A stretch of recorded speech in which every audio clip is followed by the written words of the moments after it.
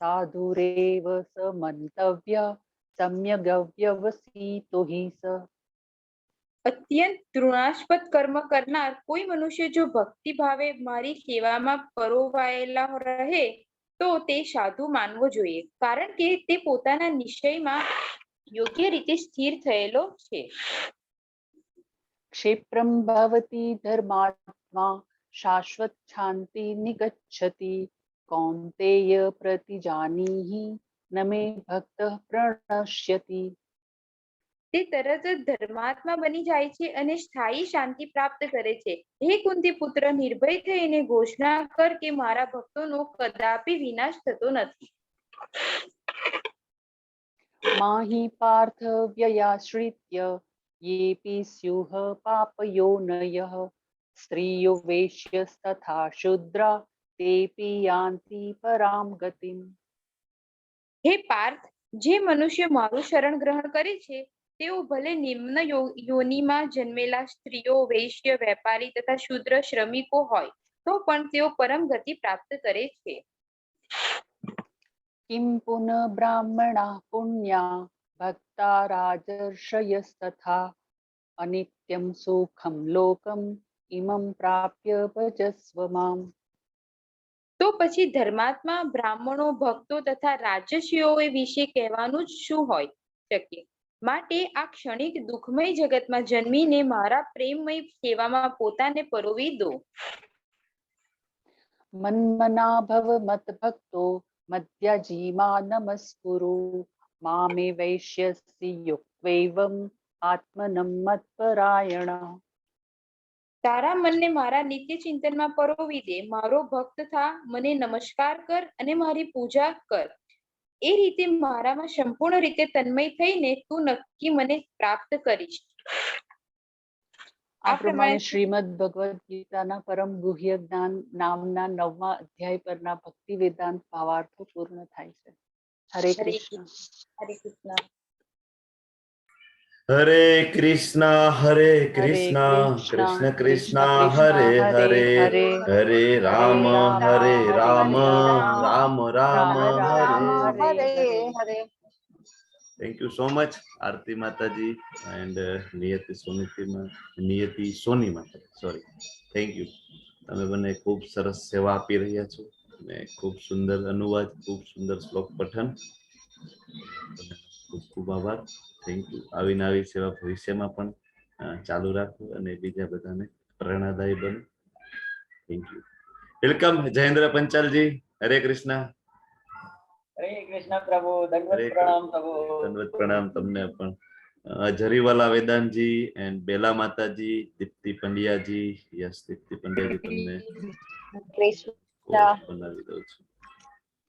Yes, Hetal માતાજી welcome and લીના માતાજી, જિજ્ઞા રાવલજી, માધવ પ્રિયાજી, નમ્રતા માતાજી, યસ, યાત્રી બુચ માતાજી, Daksha પંચાલજી. Thank you. Hare so much joining. Yes, ખૂબ ખૂબ આભાર તમારો. શ્લોક પઠનમાં હાજર રહેવું ખૂબ જરૂરી છે જો સમય અનુકૂળતા હોય તો. ભગવાનના શબ્દો છે, સંસ્કૃત છે, ભગવાન પોતે બોલે છે, એટલે શ્લોક પઠન જયારે થતું હોય ને ત્યારે થોડું વોલ્યુમ વધારી દેવાનું ઘરની અંદર, તો એના જે વાઇબ્રેશન છે આખા ઘરની અંદર જાય. ભગવાનના શબ્દો એકદમ પવિત્ર આપણને વાઇબ્રેશન મળે, પોઝિટિવ એનર્જી. મેં કાલે તમને કહ્યું હતું કે તમે રેગ્યુલર જો 16 રાઉન્ડ કરતા હોય, 16 માળા કરતા હોય, તો ઘણા બધાને મને પર્સનલ મેસેજ છે. પણ હજી જે લોકો ભક્તિમય સેવામાં આગળ વધવા માંગતા હોય તો પ્લીઝ મને પર્સનલી મેસેજ કરજો કે તમે 16 માળા ક્યારથી કરો છો. બરાબર છે.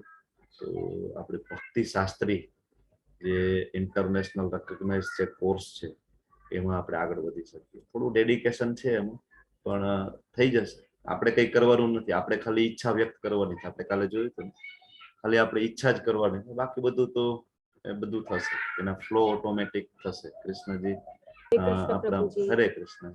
Yes, welcome. આપણી પાસે સમય છે તો એક નાનું એવું કીર્તન લઈ લઈએ. તમે બધા મને સાંભળવાનું કષ્ટ કરજો, હું એટલો મોટો સિંગર તો નથી. Thank you.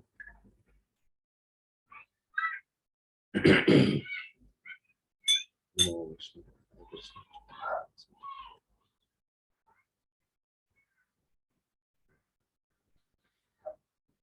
जय राधा माधव कुंज बिहारी गोपी जन वल्लभ गिरिवर धारी. जय राधा माधव कुंज बिहारी गोपी जन वल्लभ गिरिवर धारी. जय राधा माधव कुंज बिहारी जन वल्लभ गिरिवर धारी. यशोदानंदन व्रज जन रंजना यशोदानंदन व्रज जन रंजन यमुना तीर वनचारी. जय राधा माधव कुंज बिहारी गोपी जन वल्लभ गिरिवर धारी. जय राधा माधव कुंज बिहारी गोपी जन वल्लभ गिरिवर धारी. यशोदानंदन व्रज जन रंजना यशोदानंदन व्रज जन रंजन यमुना तीर वनचारी.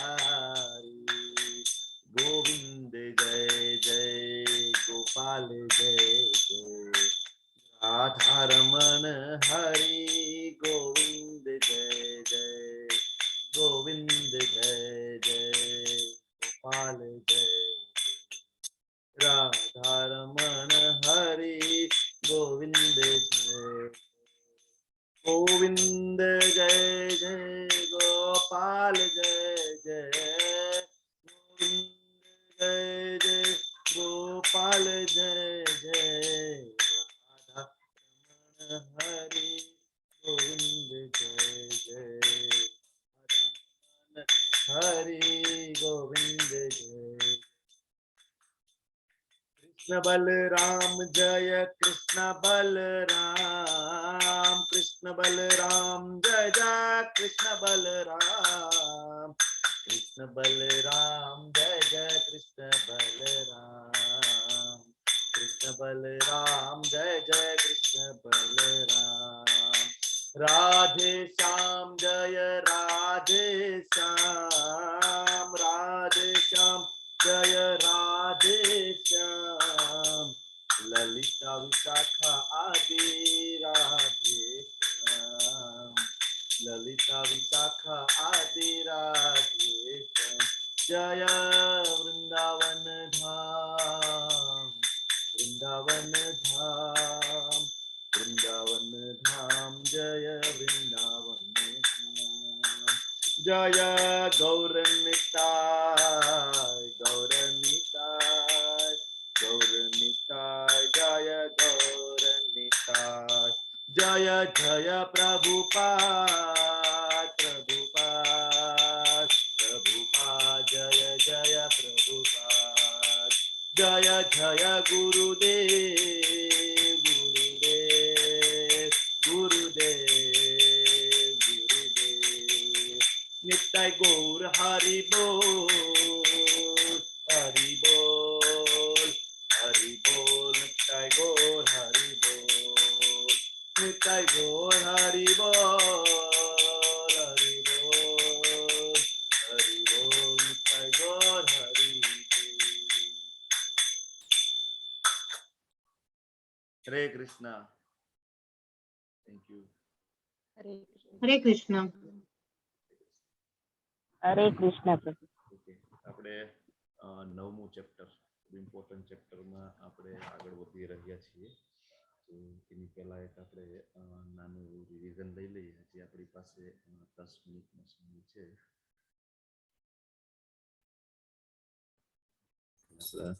બીજા co-host આવી ગયા છે. એક co-host છે આપણી પાસે જિગ્નેશ દરબારજી. તમે આવી ગયા છો? હરે કૃષ્ણ. હરે કૃષ્ણ. હેન્ડ રેઝ કરી દેવો તમે આવો તો યસ, ઓકે, મળી ગયા તમે.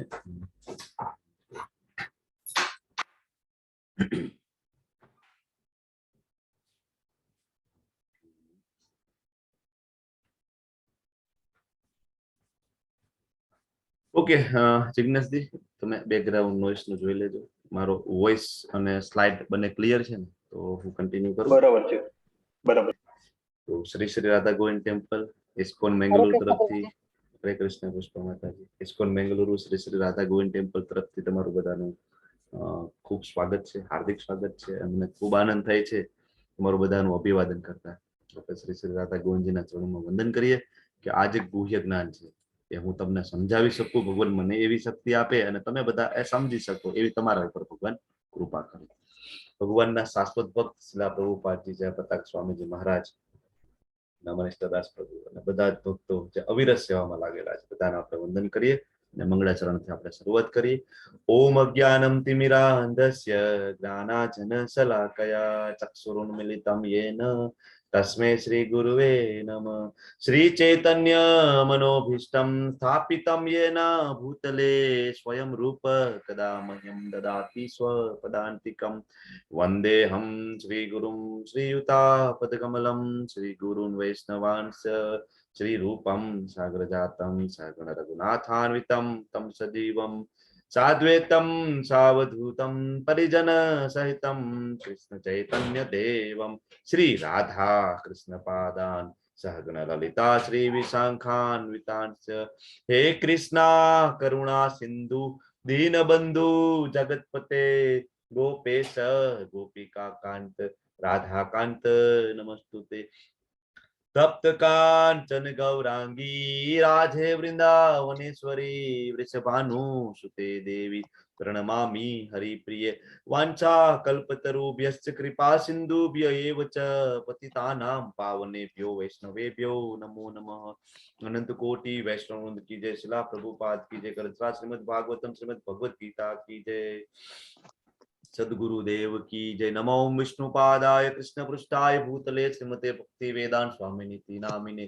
नमस्ते सारस्वती देवी गौरवाणी प्रचारिणे निर्विशेषा शून्यवादी पाश्चात्य देश तारिणे. जय श्री कृष्ण चैतन्य प्रभु नित्यानंद श्री अद्वैत गदाधर श्रीवासादि गौर भक्त वृंदा. हरे कृष्णा कृष्ण कृष्णा हरे हरे, हरे राम राम राम हरे हरे. હરે કૃષ્ણ એવરીવન, બધાનું સ્વાગત છે. લેવલ 2 ચેપ્ટર 9 પાર્ટ બીજો. હરે કૃષ્ણ. હરે કૃષ્ણ. આગળ વધીએ. હરે કૃષ્ણ. કાલે આપણે 17 શ્લોક સુધી આપણે કવર કરી લીધું છે, બરાબર છે?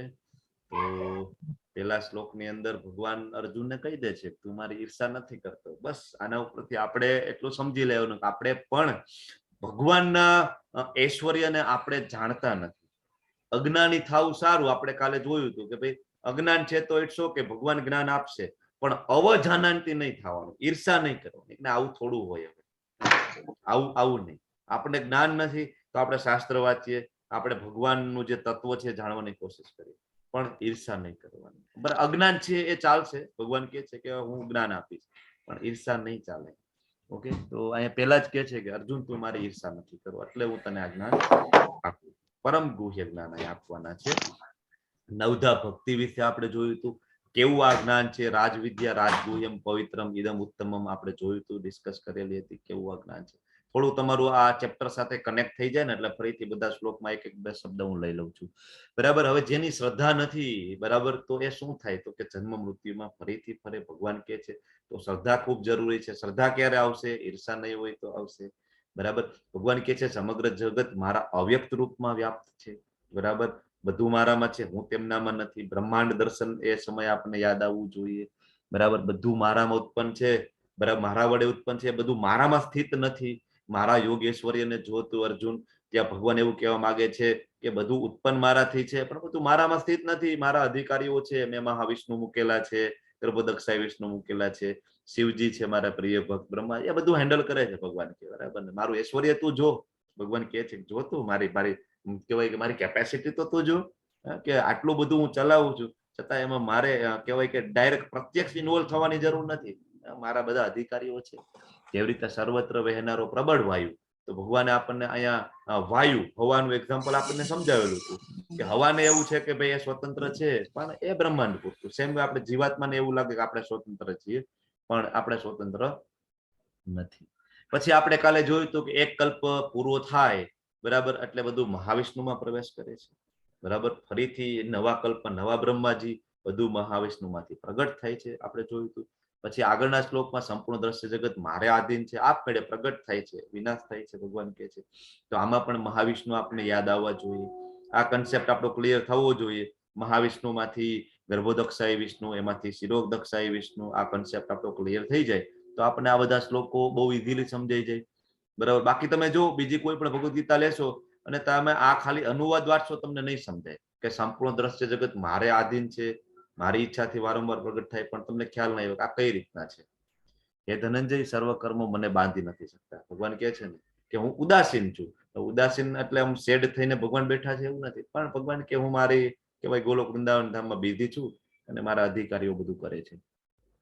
ભગવાન કહે છે મયા અધ્યક્ષેણ પ્રકૃતિ મારી દેખરેખ હેઠળ છે. દેખરેખ હેઠળ બરાબર. દેખરેખ હેઠળનો મતલબ એવો થાય ને કે ભાઈ હું ખાલી જોઉં છું સીસીટીવી કેમેરા મેં મૂકી દીધા છે અને હું જોઉં છું મારા બધા વર્કર્સ મારા અધિકારી મિનિસ્ટર ત્યાં કામ કરી રહ્યા છે. ભગવાન અહીંયા કહે છે કે બધું મારી દેખરેખ હેઠળ થાય છે.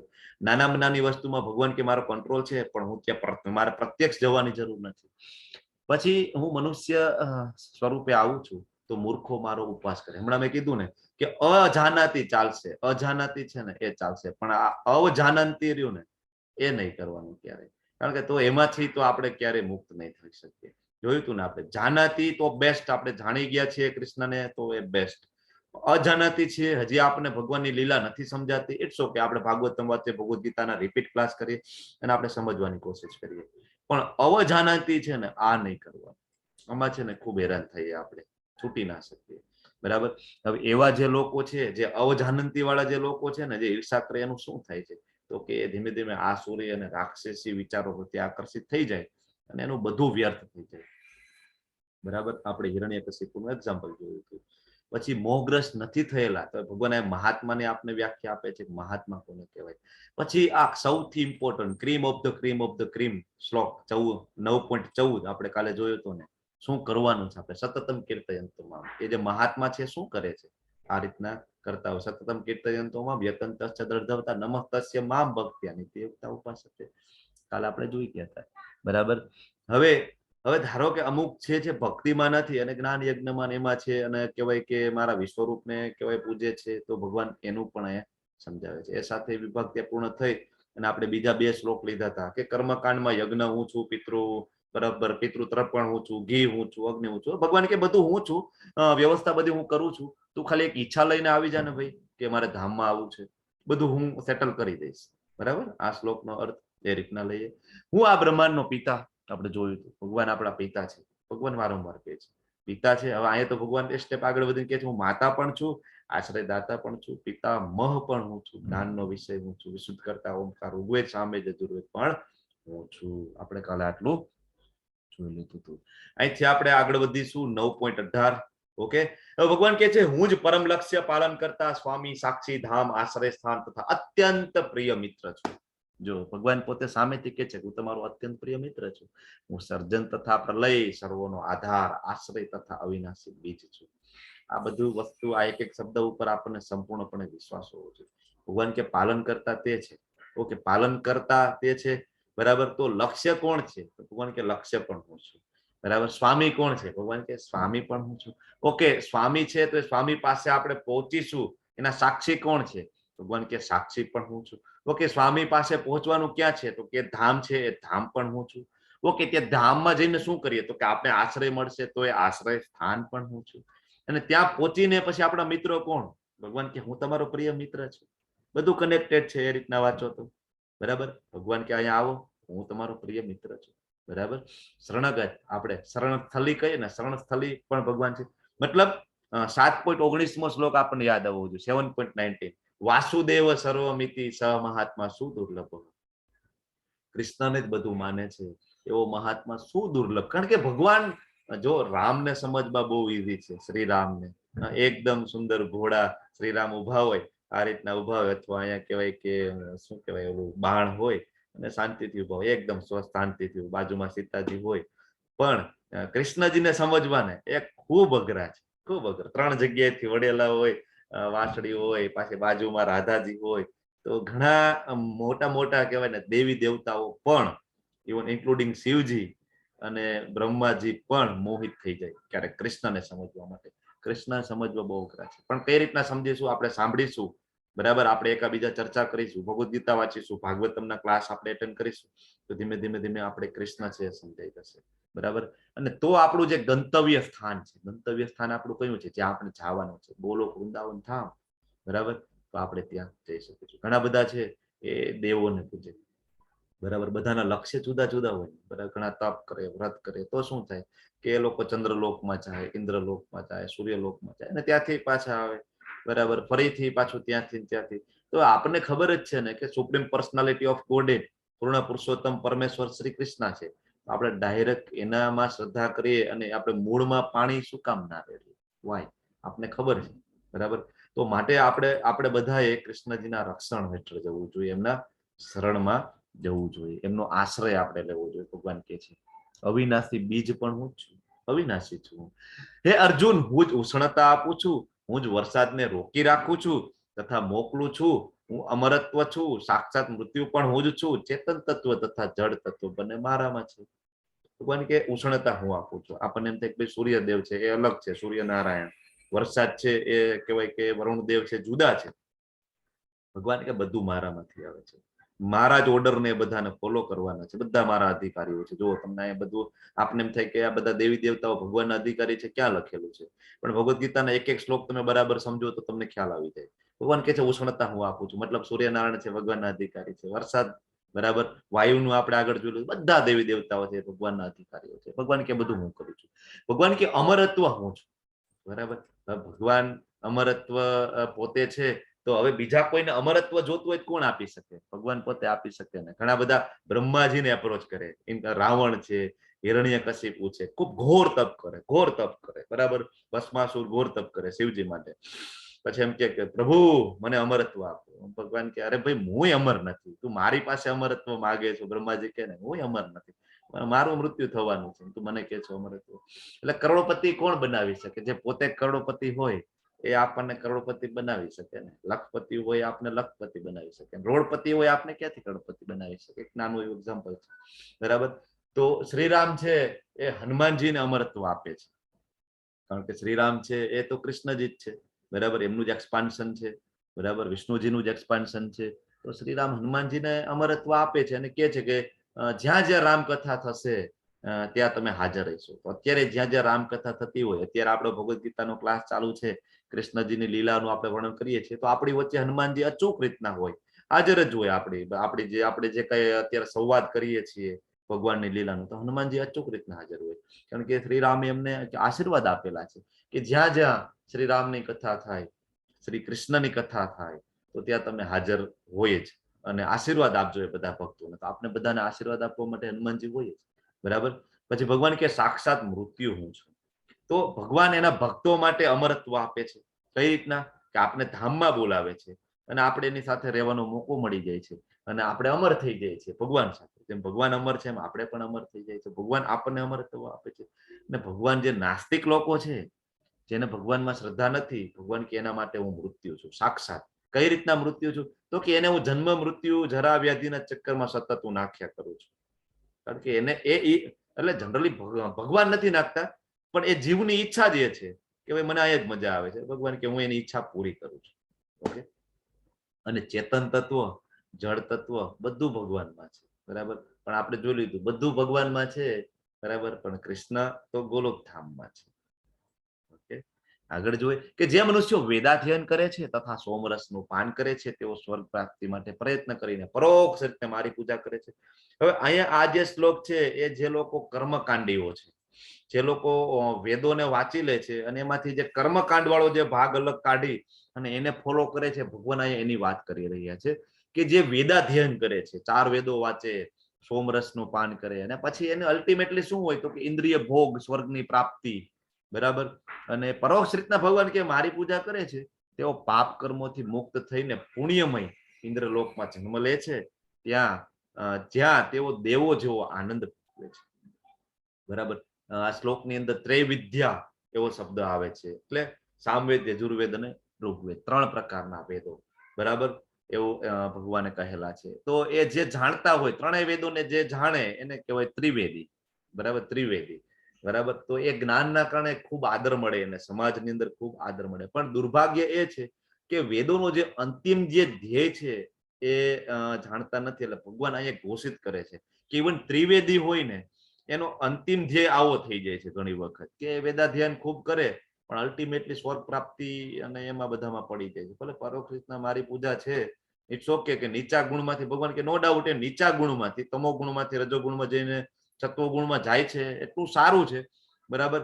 પણ મોટા ભાગે જે વેદોનું અત્યારે જે કઈ અધ્યયન થઈ રહ્યું છે, આપણે અત્યારે બધા બાળકો વેદોને બધું ભણતા હોય, પણ એ મોટા ભાગે શૈક્ષણિક દ્રષ્ટિએ વેદોનું અધ્યયન છે. શૈક્ષણિક, એમાં ભક્તિનો ભાવ નથી.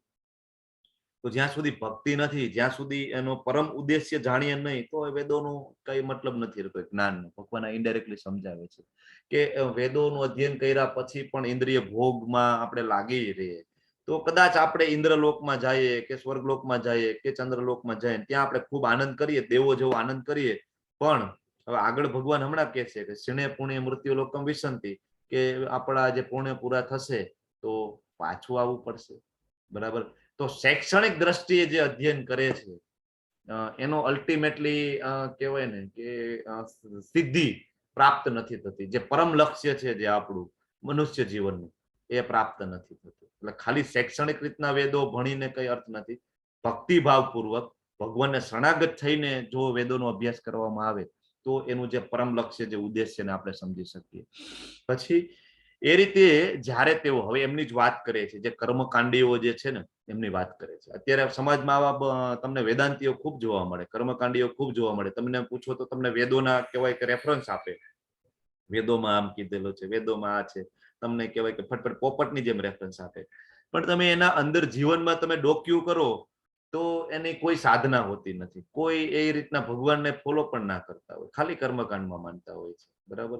એનો જે પરમ ઉદ્દેશ્ય છે એને તમે પૂછો કે મનુષ્ય જીવનનો ખરેખર ઉદ્દેશ્ય શું છે, તો એ જાણતા ન હોય. કે શું કામ જન્મ થયો છે, ભૌતિક જગતમાં આપણે છીએ શું કામ, તો એ નથી જાણતા હોતા. આખું વેદો વાંચી લે તોય ઘણી વાર ખ્યાલ ના આવે. તો એ રીતે જ્યારે તેઓ વિશાળ સ્વર્ગીય ઇન્દ્રિય સુખ ભોગવી લે છે, તેમના પુણ્ય કર્મોના ફળ પૂરા થઈ જાય છે, ત્યારે મૃત્યુલોકમાં પાછા આવે છે. ક્ષીણે પુણ્ય મૃત્યુલોકમ વિસંતિ, આ શ્લોકની અંદર આ સ્ટેટમેન્ટ છે ભગવાન આપે છે. એ રીતે જે મનુષ્ય 3 વેદોના સિદ્ધાંતોમાં દ્રઢ રહીને ઇન્દ્રિય સુખ પામવા પ્રયત્ન કરે છે, તેઓ નિરંતર જન્મ તથા મૃત્યુને પ્રાપ્ત કરતા રહે છે. ખાલી વેદો વાંચી લઈએ તો કૃષ્ણ મળી જતા નથી. બરાબર. હવે જે લોકો સ્વર્ગમાં ગયા હોય એ બધાને એમ થાય કે ભાઈ હવે તો આપણે અહીંયા હંમેશા અહીંયા જ રહેવાનું છે, એન્જોય કરવાનું છે, પાર્ટી કરવાની છે, અપ્સરાઓ, નૃત્ય, સોમરસ, ખૂબ આનંદ કરવાનો છે, અહીંયા જ હવે તો આપણે રહેવાનું છે. ભગવાન કે નહીં, એવું નથી. ક્ષીણે પુણ્ય મૃત્યુ લોકમ વિસંતિ, પાછું જવાનું છે. બરાબર. તમને એક ઉદાહરણ આપું કે આપણે આપણા બાળકને આપણે ક્રેડિટ કાર્ડ આપી દઈએ અથવા તો ડેબિટ કાર્ડ આપી દઈએ અને એની લિમિટ આપણે 1 લાખની એમાં નાખી દઈએ, 1 લાખની લિમિટ છે આ કાર્ડની. આપણું બાળક ખૂબ આનંદમાં આવી જાય, હા, હવે તો મને બધું મળી ગયું. બરાબર. બજારમાં જાય, મોલમાં જાય, ખૂબ શોપિંગ કરે, જ્યાં ત્યાં કહેવાય કે તરત કાર્ડને સ્વાઇપ કરે, તરત કાર્ડને સ્વાઇપ કરે. એમ કરતા કરતા એક સમય એવો આવે કે કાર્ડને સ્વાઇપ કરે અને પછી ઓલા જે મોલ વાળા એમ કે ભાઈ આમાં બેલેન્સ નથી, પૂરું થઈ ગયું ભાઈ. એટલે પાછું ક્યાં જવાનું? પાછું હવે જવાનું ઘરે. બરાબર. રિન્યુ કરવા માટે. રિન્યુ કરવા ક્યાં જવાનું? પપ્પા આગળ. બરાબર. તો સેમ વે એવું જ છે. ક્યાંય ખૂબ પુણ્ય કર્મો આપણે કરીએ, ખૂબ સકામ કર્મો કરીએ, ખૂબ કર્મકાંડો આપણે કરીએ તો ઇટ્સ ઓકે, પુણ્ય કર્મો મળશે તો આપણે સ્વર્ગમાં જઈશું. પણ એ જે પુણ્ય કર્મ, જે આપણે પુણ્યનું ભાથું બાંધેલું, આપણે દેશી ભાષામાં કહીએ, બરાબર, બધા કહેતા હોય ને કે પુણ્યનું ભાથું બાંધવું જોઈએ, સાથે આવે છે. હકીકતે ભક્તિનું ભાથું બાંધવું જોઈએ. પુણ્યનું ભાથું બાંધશું, સ્વર્ગમાં જઈશું, પણ એ પુણ્યનું ભાથું પૂરું થઈ જશે, પાછું આવવું પડશે. બરાબર. ફરીથી આપણી વચ્ચે જ એમને જન્મ લેવો પડશે. આપણે બધા મૃત્યુ થાય તો આપણે લખીએ સ્વર્ગવાસી ફલાણા ફલાણા ભાઈ, બરાબર, અથવા માતાજી અથવા પ્રભુજી સ્વર્ગવાસી. આપણને એમ થાય કે એ લોકો હંમેશા આવે સ્વર્ગમાં જ રહેવાના છે. નહીં. સ્વર્ગમાં જો કદાચ એ સ્વર્ગમાં ગયા હોય તો પણ એ પરમેનન્ટ નથી. ભગવાન એ સમજાવે છે ફરીથી આવવું પડશે. બરાબર. એટલે આ રીતે જે 3 વેદોના જે સિદ્ધાંતોને ફોલો કરે છે ઇન્દ્રિય સુખ પામવા માટે જે પ્રયત્ન કરે છે, ભગવાન કે જન્મ મૃત્યુ જરા વ્યાધિના ચક્કરમાં ફરે છે, બરાબર, એટલે ખાલી વેદોને ફોલો કરે, બરાબર, ભગવાનને ફોલો નથી કરતા, વેદોના અમુક ઉપદેશોને જ ફોલો કરે. અને એ કયો ભાગ ફોલો કરે? કર્મકાંડ વાળો ભાગ. વેદોમાં કૃષ્ણજીને હાઇલાઇટ કરેલા છે, પણ ગુપ્ત છે, સમજી ના શકે. જ્યાં સુધી શરણાગત થાય ત્યાં સુધી સમજી શકાતું નથી, બરાબર. એટલે દેવતાની પૂજાના પરિણામો, કર્મકાંડ એટલે અલ્ટિમેટલી અલગ અલગ દેવતાઓની પૂજાઓના જે પરિણામ શું આવે? યજ્ઞ કરીએ શેના માટે? તો કે સ્વર્ગ મેળવવા માટે, બરાબર. તો એનાથી શ્રેય મેળવે, શ્રેય મેળવીને શું થાય? દેવતા લોક પાસે જાય અને ત્યાં કહેવાય ઘણો આનંદ માણે. પછી શું થાય? તો કે પાછું રિટર્ન ટિકિટ. હવે આ જે શ્લોક છે એ ખૂબ ઇમ્પોર્ટન્ટ છે, ખૂબ ઇમ્પોર્ટન્ટ છે. 9.22 અનન્યાસ ચિંતયંતો મામ યે જના પર્યુપાસતે તેસામ નિત્યયુક્તાભિયુક્તાનામ યોગક્ષેમમ વહામ્યહમ. બરાબર. આ કયો શ્લોક કહેવાય? આપણે લેવલ 1 માં આ શ્લોકને હાઇલાઇટ કરીએ જ છીએ. આ શ્લોકને કયો શ્લોક કહેવાય? જમતી વખતે અન્ન પચાવવા માટેનો LIC શ્લોક. LIC શ્લોક. LIC શ્લોક અચ્છા, કહેવાય. એક્ઝેક્ટલી, યસ, LIC શ્લોક. Namrata Mataji, Jayendraji, okay, thank okay. You. LIC શ્લોક કહેવાય. શું કામ LIC શ્લોક કહેવાય છે આને? કારણ કે પાછળનું જો અહીંયા સ્ટેટમેન્ટ છે યોગક્ષેમમ વહામ્યહમ, બરાબર. તો તમે LIC ની એડ જો એમાં કે યોગક્ષેમમ વહામ્યહમ, બરાબર. આપણે એને પૂછીએ ભાઈ ક્યાંથી લીધું આ સ્લોગન, બરાબર? ભગવદ ગીતામાંથી. અરે ભાઈ, તો નીચે રેફરન્સ લખવો જોઈએ ને કે યોગક્ષેમમ વહામ્યહમ ભગવદ ગીતામાંથી લીધું છે. એ લોકો લખતા નથી, ઈર્ષા ભગવાનની, બરાબર. યોગક્ષેમમ વહામ્યહમ ખૂબ ઇમ્પોર્ટન્ટ શ્લોક છે, ખૂબ ઇમ્પોર્ટન્ટ શ્લોક છે. કે જે લોકો અનન્ય ભાવે મારા દિવ્ય સ્વરૂપનું સદા ચિંતન કરતા રહી મને ભજે છે, ભગવાન કે એમની જરૂરિયાતોની પૂર્તિ હું કરું છું. યોગ, બરાબર. યોગ એટલે જોડવું પણ થાય, યોગ એટલે જે નથી એ મેળવવું, પૂર્તિ કરવી એ પણ થાય. અને ક્ષેમ, આપણે કોકને પૂછીએ ને કે તમે ક્ષેમ કુશળ હશો ને, બરાબર. જૂના જમાનામાં જયારે ઓલા કહેવાય કે પોસ્ટકાર્ડ લખતા, તો આપણે શરૂઆત ક્યાંથી કરતા કે તમે બધા ક્ષેમ કુશળ હશો એવી અમે આશા રાખીએ. ક્ષેમ કુશળ એટલે કે તમારી પાસે જે કઈ છે એ બધું બરાબર હશે, તમારું સ્વાસ્થ્ય કે વોટ એવર, બરાબર, બધું. તો ક્ષેમ એટલે તમારું જે કઈ છે એનું રક્ષણ ભગવાન કે હું કરું છું, બરાબર. તો રક્ષા કોની કરે છે ભગવાન? જે આપણી પાસે છે એની ભગવાન કે હું પૂર્તિ, એની હું રક્ષા કરું છું, નથી એની પૂર્તિ કરું. કોની? અનન્ય ભાવે. અનન્યાસ ચિંતયંતો મામ, ભગવાન ક્લિયરલી કહે છે જે અનન્ય ભાવે મારા દિવ્ય સ્વરૂપનું સદા ચિંતન કરે છે. બહુ ક્લિયરલી અનન્યાસ ચિંતયંતો મામ. કૃષ્ણ કહે છે કે મને, એવું નહીં કે અનન્યાસ ચિંતયંતો મામ નિરાકાર બ્રહ્મ જ્યોતિ, એવું નથી લખતા. અથવા એવું નથી કહેતા અનન્યાસ ચિંતયંતો દેવી દેવતાઓ, એવું નથી લખતા. અનન્યાસ ચિંતયંતો બ્રહ્માજી, અનન્યાસ ચિંતયંતો શિવજી, અનન્યાસ ચિંતયંતો પિતૃ, નથી લખતા. અનન્યાસ ચિંતયંતો મામ, કૃષ્ણજી ઓનલી. કારણ કે આપણા પિતાજી એ છે અને એને ખબર છે ગોલોક ધામમાં એની પરમિશન સિવાય તો કઈ રીતના જઈ શકે, બરાબર. તો ભગવાન કહે છે કે એમની બધી જરૂરિયાતની પૂર્તિ હું કરું છું, બરાબર. મતલબ ભગવાનના જે ભક્તો છે એની કઈ પણ જીવનમાં આવશ્યકતા હોય તો ભગવાન કે હું પૂરી કરું છું. એક અર્જુન આચાર્ય ની ઘટના હું લેવલ 1 માં લેતો હોઉં છું આ શ્લોકમાં. કોને ખ્યાલ છે અર્જુન આચાર્યની ઘટના? ખબર છે કે લઈ લો ફરીથી? હરે કૃષ્ણ. ફરીથી લેવી પડશે તો હેન્ડ રેઝ કરવો જોઈએ. લેવી પડશે, ઓકે. હા પ્રભુજી. ઠીક છે, ચલો. અર્જુન આચાર્ય નામના એક ભગવાનના ભક્ત સંત ભગવદ ગીતા વાંચે, બરાબર. થોડું શોર્ટમાં લઈ લઈશું. તો એક વખત પવિત્ર, યસ માતાજી, યસ. તો હું લઈ લઉં છું અત્યારે. તો અર્જુન આચાર્ય હમણાં જસ્ટ લેવલ 1 પૂરું થયું ને એમાં મેં લીધેલી હતી કે નદી કિનારે અર્જુન આચાર્ય ભગવદ ગીતા વાંચતા હોય. તો વાંચતા એને આ શ્લોક આવે છે અનન્યાસ ચિંતયંતોમાં યે જના પર્યુપાસતે. વાંચે છે, ભગવાન કહે છે કે હું પૂર્તિ કરું છું અને રક્ષણ કરું છું, પણ હવે મારા ઘરે તો કઈ ખાવાનું નથી ઠેકાણું, અને ભગવાન કે હું તારી કમી પૂરી કરું છું. મને નથી લાગતું ભગવાન કમી પૂરી કરતા હોય, મને આમાં થોડુંક એવું લાગે છે. તો એ શું કરે છે, એની ઉપર આમ લીટો મારી દે છે, કેન્સલ, બરાબર. અને પછી એ જ સમયે બીજી ઘટના બની રહી છે એની ઘરે, એની નાની એવી ઝૂંપડીમાં એના પત્ની અંદર હોય છે અને 2 છોકરાઓ આવે છે, બરાબર. આ રીતના કહેવાય કે ઘણું બધું પ્રસાદ લઈને આવે છે કે માતાજી, ઓ માતાજી. માતાજી બહાર નીકળે છે તો કે આ પ્રસાદ મોકલાયો છે. તો કે કોને મોકલાયો છે? કે અમારા ગુરુ મહારાજ છે ને અર્જુન આચાર્ય, એમને મોકલાયો. તમારા ગુરુ મહારાજ? તો કે હા એ કે અમે એના શિષ્યો છીએ. તો કે એના શિષ્યો છો, એ ક્યારથી વળી શિષ્ય બનાવવા માંડ્યા? તો કે ના ના અમે એના શિષ્યો છીએ. એમ કરીને અંદર મૂકે છે બધો પ્રસાદ. અને પ્રસાદ મુક્તિ વેળાએ જે ઉત્તરીય વસ્ત્ર હોય એ નીચે પડે છે, તો જોવે છે કે પાછળની પીઠ ઉપર કહેવાય ને કે ઓલા કોળા મારેલા હોય ને એના નિશાન હોય છે, લાકડી મારેલી હોય ને એના નિશાન હોય છે. તો એ માતાજી પૂછે છે કે આ શેના નિશાન છે? તો એ કે અમારી એક ભૂલ થઈ ગઈ હતી ને, તો અમારા ગુરુજી અમને ખૂબ મારેલા છે, અર્જુન આચાર્યજીએ. અરે રે કે આટલા કે નાના સુંદર બાળકોને કે આટલો ક્રૂર ક્યાંથી થઈ ગયો મારા પતિ કે? આમ તો કે મોટી મોટી વાતો કરતા હોય છે, હું તો ભગવદ્ ગીતાનો જ્ઞાની છું, રોજ ભગવદ્ ગીતા વાંચે, અને આવા નાના નાના બાળકોને આવી રીતના મારે છે કે વાત છે કે આજે આવવા દેવી કે નહીં, હું જોઉં એને. બરાબર. પછી ઓલા બે બાળકો તો જતા રહે છે. બરાબર. થોડીક વાર પછી આવે છે અર્જુન આચાર્યજી અને એમને વાત કરે છે માતાજી કે તમારા શિષ્યો આવ્યા હતા. અર્જુન આચાર્ય કે મારા શિષ્યો? એ કે મારા ડિસાઇપલ? મારે કોઈ શિષ્ય નથી ભાઈ, હું તો એકલો જ છું, મારે કોઈ શિષ્ય નથી. તો કે હું થોડી ખોટું બોલું છું કે આવો અંદર કે જો તમે કે આટલો બધો પ્રસાદી કે મૂકી ગયા છે, બે શિષ્યો આવ્યા હતા તમારા, એમને કીધું. અને કે તમે એને આ કહેવાય કે મારો છો? એ બંને બાળકોએ મને કીધું તમે એને સોટીથી મારો, તમે આટલા ક્રૂર ક્યારથી થઈ ગયા? ભગવાન શું વાત કરે છો તું? મારવાની વાતો કરે છો? મારા શિષ્યોને? મારે કોઈ શિષ્યો નથી. પછી એમના જે પત્ની કહે છે કે એમાંથી એક શિષ્ય છે ને એ શ્યામ વર્ણના હતા તમારા, અને એક ગોર વર્ણના, એમ હોષ્ટપૃષ્ઠ હતા. અને પછી અર્જુન આચાર્ય વિચારે છે કે કોણ હશે, તરત એને લાઈટ થઈ છે. એટલે આ તો કે સાક્ષાત શ્રી કૃષ્ણ અને બલરામજી આવે છે, તરત દોડીને જાય છે અને પાછળ જવાની કોશિશ કરે છે, પણ એ તો પછી તો ભગવાન છે, જતા રહ્યા હોય છે. અને પછી પાછા જઈને ભગવદ્ ગીતામાં એ શ્લોકની જે કહેવાય કે પાછો જે લીટી કરેલી હોય ને કાઢી નાખે, ઇરેઝ કરી નાખે છે. કહેવાનો મતલબ છે ભગવાન છે પૂર્તિ કરે છે. અહીંયા આ જે બાજુમાં જે ફોટો તમે જોઈ રહ્યા છો, આ કઈ ઘટના છે? આ પણ હું લેવલ 1 માં લઉં છું. બિલ્વમંગલ ઠાકોર. બિલ્વમંગલ ઠાકોર. એક્ઝેક્ટલી બિલ્વમંગલ ઠાકોર. બરાબર. તો ભગવાન છે એ આ રીતના પૂર્તિ કરે છે. દરેક શ્લોકની અંદર આપણને સંપૂર્ણ શ્રદ્ધા હોવી જોઈએ, તો ભગવાન છે એ જરૂરથી પૂર્તિ કરે છે. બરાબર. અને કૃષ્ણ જે છે એ જરૂરથી આપણને આપે છે.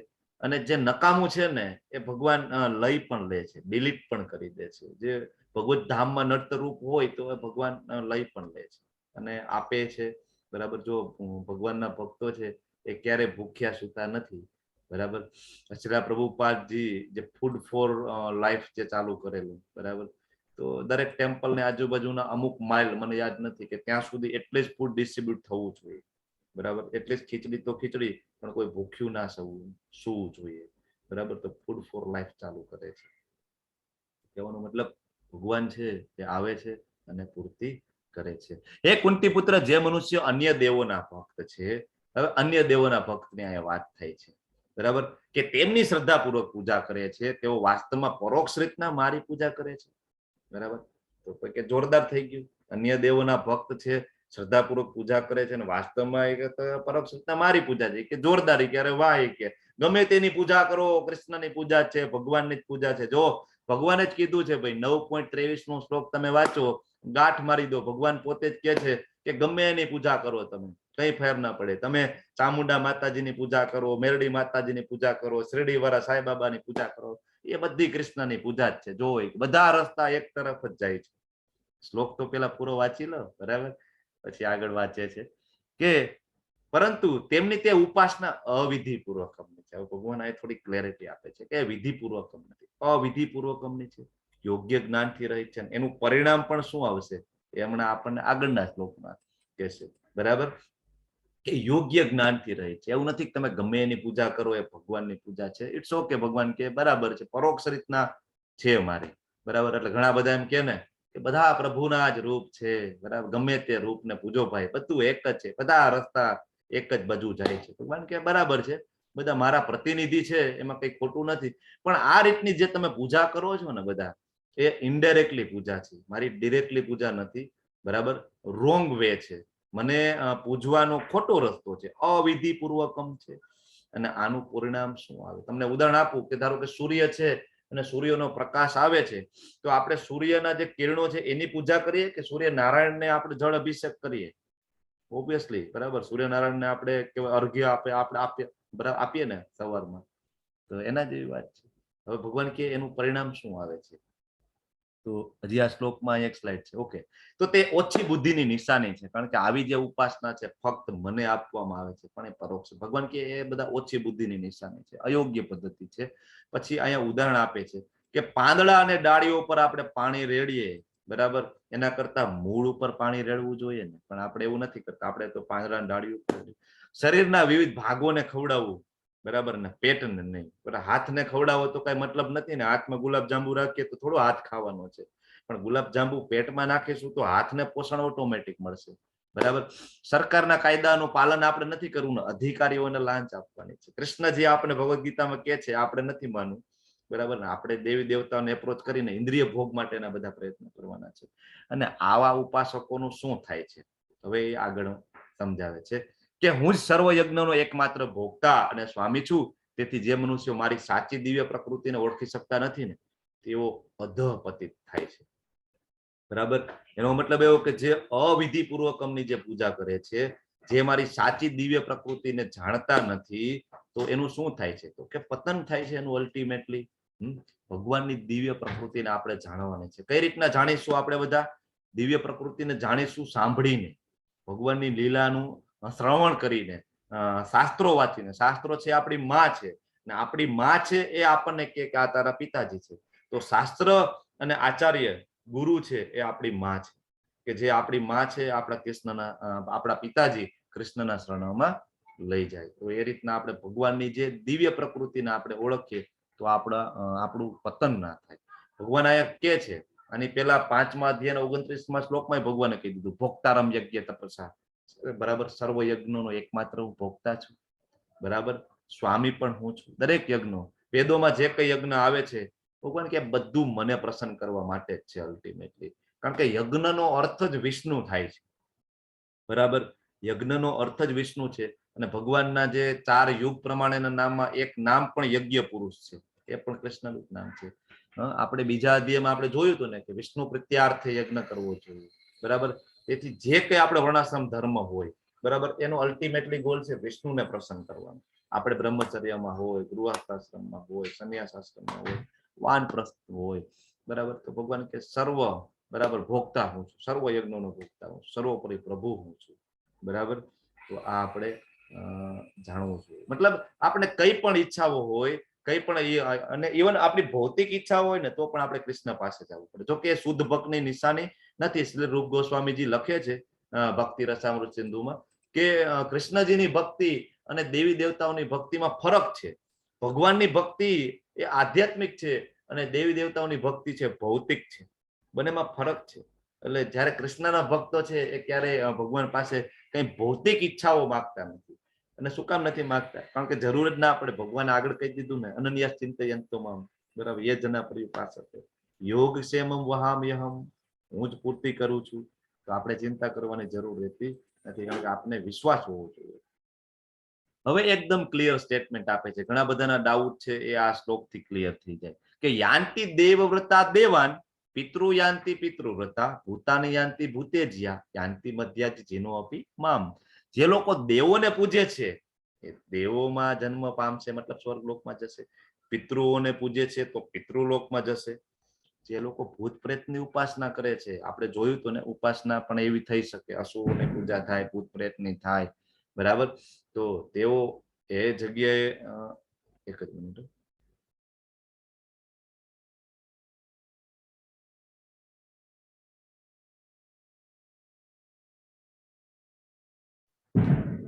ઓકે.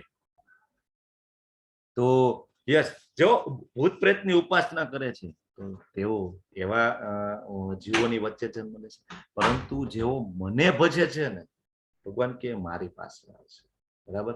એટલે હવે આપણે આગળનો જે શ્લોક છે ફરીથી આપણે રિપીટ કરીએ કે ભગવાન કે છે અવિધિપૂર્વકમની પૂજા છે એનું પરિણામ અહીંયા લખેલું છે. આપણે એમ થાય દેવોને પૂજીએ અને ભગવાને એમ પણ કીધું છે કે ભાઈ પરોક્ષ રીતના મારી પૂજા છે તો શું વાંધો છે? તો ભગવાન ફરીથી અહીં ક્લેરિટી આપે છે, તમે દેવોને પૂછશો ને તો તમે એમના લોકમાં જશો, બરાબર.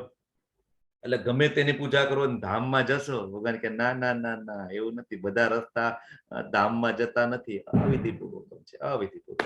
જેથી જેની પૂજા કરશો ત્યાં તમે જશો. કૃષ્ણજીની ભક્તિ કરશો, કૃષ્ણજીની સેવા કરશો તો તો તમે કૃષ્ણજીના ધામમાં જશો. બરાબર. એટલે ભગવદ્ ગીતાના એક એક શ્લોક જો ખૂબ ધ્યાનપૂર્વક વાંચવામાં આવે અને ખૂબ ધ્યાનપૂર્વક જો સમજવામાં આવે ને, તો અત્યારે જે સમાજમાં ઉટપટાંગ બધી ફિલોસોફીઓ જે ચાલી રહી છે ને અલગ અલગ, બરાબર, એ બધી બંધ થઈ જાય.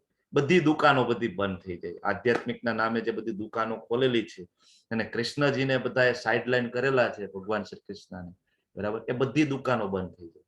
જો ભગવદ્ ગીતાના એક એક શ્લોકને તમે બરાબર સમજો નથી, બરાબર, આ બધી ફિલોસોફીઓ બંધ થઈ જાય. બરાબર. આ આપણે આ શ્લોકમાં સમજવું પડે કે કૃષ્ણજી પાસે જવાના બીજા કોઈ રસ્તા નથી.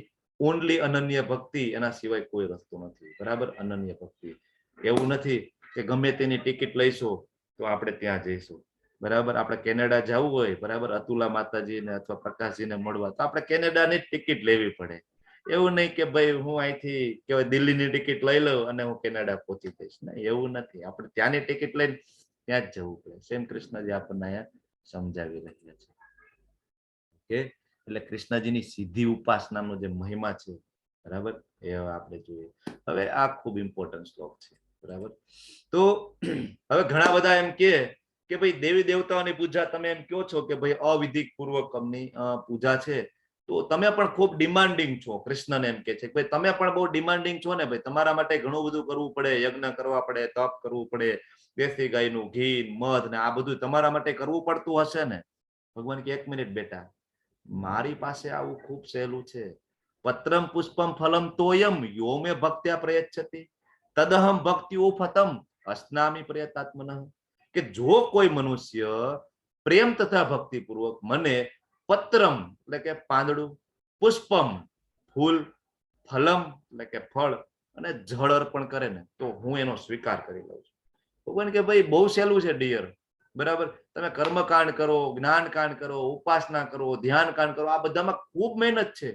આ બધું ઈઝી નથી. ભગવાન કે ખૂબ મહેનત છે, પણ મારી અપેક્ષા ભગવાન કે ખૂબ ઓછી છે, ખૂબ જ સહેલું છે. ખાલી ભક્તિ ભાવપૂર્વક પત્ર, બધાના ઘરમાં તુલસી પત્ર હોય, અને ફ્રૂટ, આપણે બધા ફ્રૂટ ખાઈએ છીએ, બરાબર, સિઝન પ્રમાણેના, બરાબર, બધા ફળ ખાઈએ છીએ, બરાબર. પછી પત્રમ પુષ્પમ મને ફૂલ, ફૂલ બધાની ઘરે હોય ને, બરાબર. અને તોય જળ કોની ઘરે ના મળે, પાણી. તો આ ચારેય વસ્તુ એવી છે કે મોસ્ટલી એક કહેવાય 1 રૂપિયાના ખર્ચ વગર આ બધું થઈ શકે છે. બરાબર.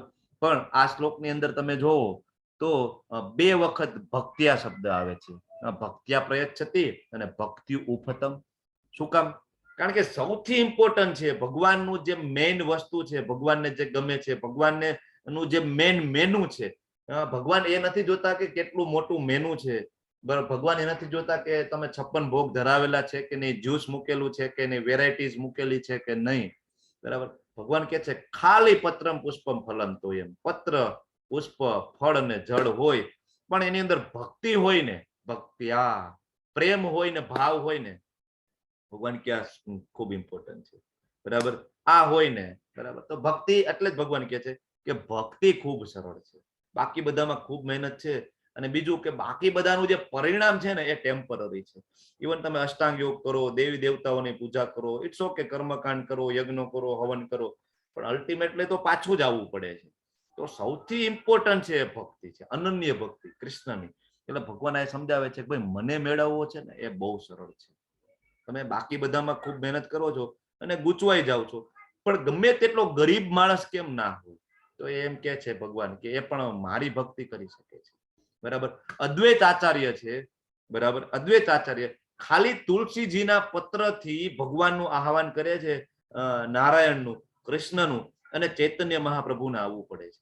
તમે ચૈતન્ય ચરિતામૃત વાંચો તો તમને ખબર પડે કે સાક્ષાત શ્રી કૃષ્ણ 550 વર્ષ પહેલા જયારે બંગાળમાં આવે છે, માયાપુરમાં, ખાલી અદ્વૈત આચાર્ય આહવાન કરે છે કે ભગવાન બહુ પાપ કર્મ વધી ગયા છે કળિયુગની અંદર, તમે આવો.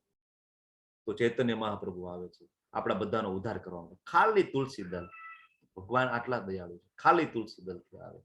પણ આપણને તો આ કરવું નથી. પત્રમ પુષ્પમ ફલમ તોયમ. બરાબર. હું તમને બધાને શું કામ કહું કે ભોગ લગાડો. અહીંયા જે છે ભક્ત, જો બરાબર કેટલો સુંદર ભોગ લગાડેલો છે. ભગવાન કે છે પત્રમ પુષ્પમ ફલમ તોયમ.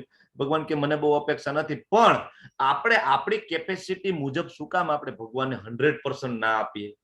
આપણે બધા જમીએ જ છીએ ને, આપણી કેપેસિટી છે કે નથી?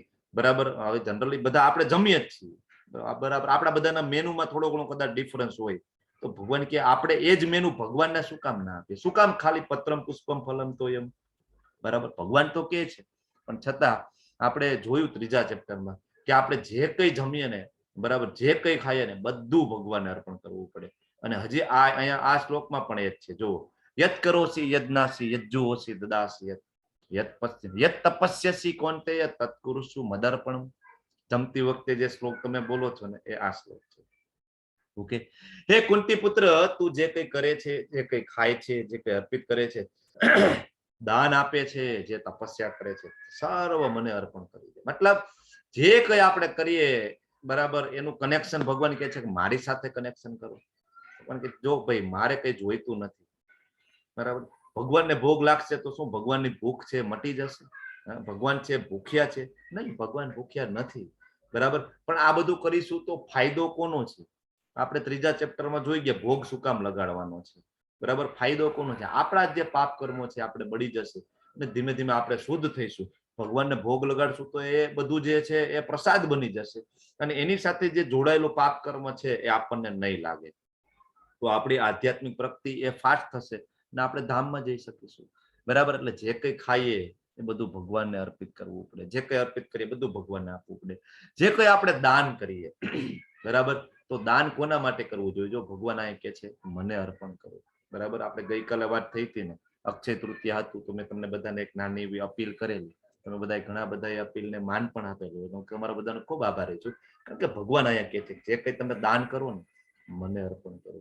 આપણે બધા દાન કરતા હોય બરાબર. સામાજિક કાર્યક્રમો માટે આપણે ખૂબ દાન આપીએ છીએ એવું નથી. આપણે નાનું મોટું બધા ડોનેશન કરીએ, જેવી જેની શક્તિ એવું આપણે દાન કરીએ જ છીએ બરાબર. અને ઘણા બધા એમ કે ભગવાન તો બધે જ છે બરાબર, તો મંદિરમાં દાન કરવાની શું જરૂર છે? અરે ભાઈ, ભગવાન બધે જ છે તો ભગવાન મંદિરમાં નથી? જ્યાં એની સેવા થાય છે બરાબર, આખો દિવસ સેવા થાય છે, જ્યાંથી આપને જ્ઞાન મળી રહ્યું છે ત્યાં તો ભગવાન છે જ ને. તો ત્યાં આપણે દાન કરવું જોઈએ. એનાથી શું થાય? આપણી આધ્યાત્મિક જર્ની છે ફાસ્ટ થાય. અને આપણા ઇસ્કોનના દરેક મંદિરો છે, મેં તમને ગઈકાલે વાત કરેલી કે બધી યુનિવર્સિટીઓ છે, ખાલી મંદિર નથી કે 2 ટાઈમ પૂજા થઈ ગઈ પૂરું થઈ ગયું. નહીં, બધી જગ્યાએ શ્રીમદ ભાગવતમ, ભગવદ ગીતા, તમે જો કેટલા બધા લેક્ચરોનું આયોજન વારંવાર ચાલુ હોય છે બરાબર. જાણે કે કોઈ કહેવાય કોલેજ કે યુનિવર્સિટીમાં કેમ વારંવાર ગેસ્ટ લેક્ચર આવે. તમે ક્યારેય સાંભળેલું હતું કે આધ્યાત્મિક જગતમાં આવું ગેસ્ટ લેક્ચર ને આવું બધું હોય બરાબર? આપણે જયારે ભણતા હતા ત્યારે આપણે આવું બધું જોતા હતા, ગેસ્ટ લેક્ચર આવે ને બહારના પ્રોફેસરો આવે ફોરેનના ને આપણે ભણાવે. પણ આધ્યાત્મિક જગતમાં કૃષ્ણજીનું જ્ઞાન આપવા માટે પણ ફોરેનના પ્રોફેસરો એટલે કે ભગવાનના ભક્તો આવે ને આપણને ગેસ્ટ લેક્ચર આપે, એ પણ કોઈ પણ પ્રકારના સ્વાર્થ વગર. આવું ક્યારે તમે સાંભળેલું હતું બરાબર? તો આપણા જેટલા મંદિર છે બધી યુનિવર્સિટીઓ છે. ભગવાન કે જે કઈ તું તપસ્યા કરે છો ને એ બધી મને અર્પણ કરી દે. તો આપણે હરે કૃષ્ણ મહામંત્રનો જપ કરીએ, ઘણા બધા 16 માળા કરે છે, ભગવાનને અર્પણ કરવાનું બરાબર. ભગવાનને પ્રાર્થના કરવાની કે ભગવાન મેં મારી બેસ્ટ ટ્રાય કરી લીધી છે, તમારામાં મન લગાડવાની મેં બેસ્ટ ટ્રાય કરી દીધી છે, પ્લીઝ તમે આને સ્વીકારજો. આ ભાવ સાથે આપણે કરવાનું છે. અહીંયા બધા માતાજીઓ છે, તમે બધા કુકિંગ કરતા હોય, ભગવાન માટે ભોગ બનાવો તો ભગવાનને પ્રાર્થના કરવાની કે ભગવાન મેં મારી બેસ્ટ ટ્રાય કરી છે કે તમને ભાવે હું જે બનાવું છું એ બરાબર. આ ભાવ સાથે જો તમે કૃષ્ણને અર્પણ કરશો, ભગવાનને ખાલી આટલું જ જોઈએ છે બરાબર. ખાલી તમે રોટલીને શાક આપો, ભગવાન તો એમાંય કહેવાય કે સંતોષ છે. એ પણ ના આપો, ખાલી પાણી અને એમાં એક તુલસી પત્ર મૂકી દો, ભગવાન કે હું એમાંય સંતુષ્ટ છું. ખાલી તમારો ભાવ હોવો જોઈએ, તમારો પ્રેમ હોવો જોઈએ.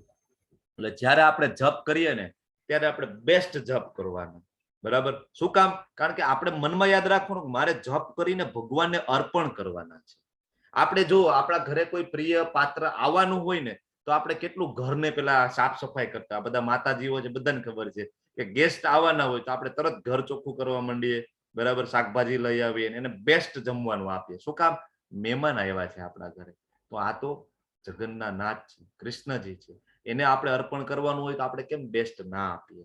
તો આપણે જપ કરતા હોય તો આપણે બેસ્ટ આપવાનું. આ રીતના આ ભાવ સાથે આપણે બધું કામ કરીશું ને તો આપણી જે ક્વોલિટી છે જોરદાર થઈ જશે બરાબર. બધી વસ્તુમાં, ભોગ બનાવવામાં, કારણ કે બધી વખતે યાદ રાખવાનું કે મારે અર્પણ કરવાનું છે બરાબર. ધારો કે અત્યારે કહેવાય ક્લાસની પ્રિપેરેશન કરવું છું તો મારે યાદ રાખવું જોઈએ કે ભાઈ આ મારી પ્રસિદ્ધિ માટે નથી, મારી વાહવાઈ માટે નથી બરાબર.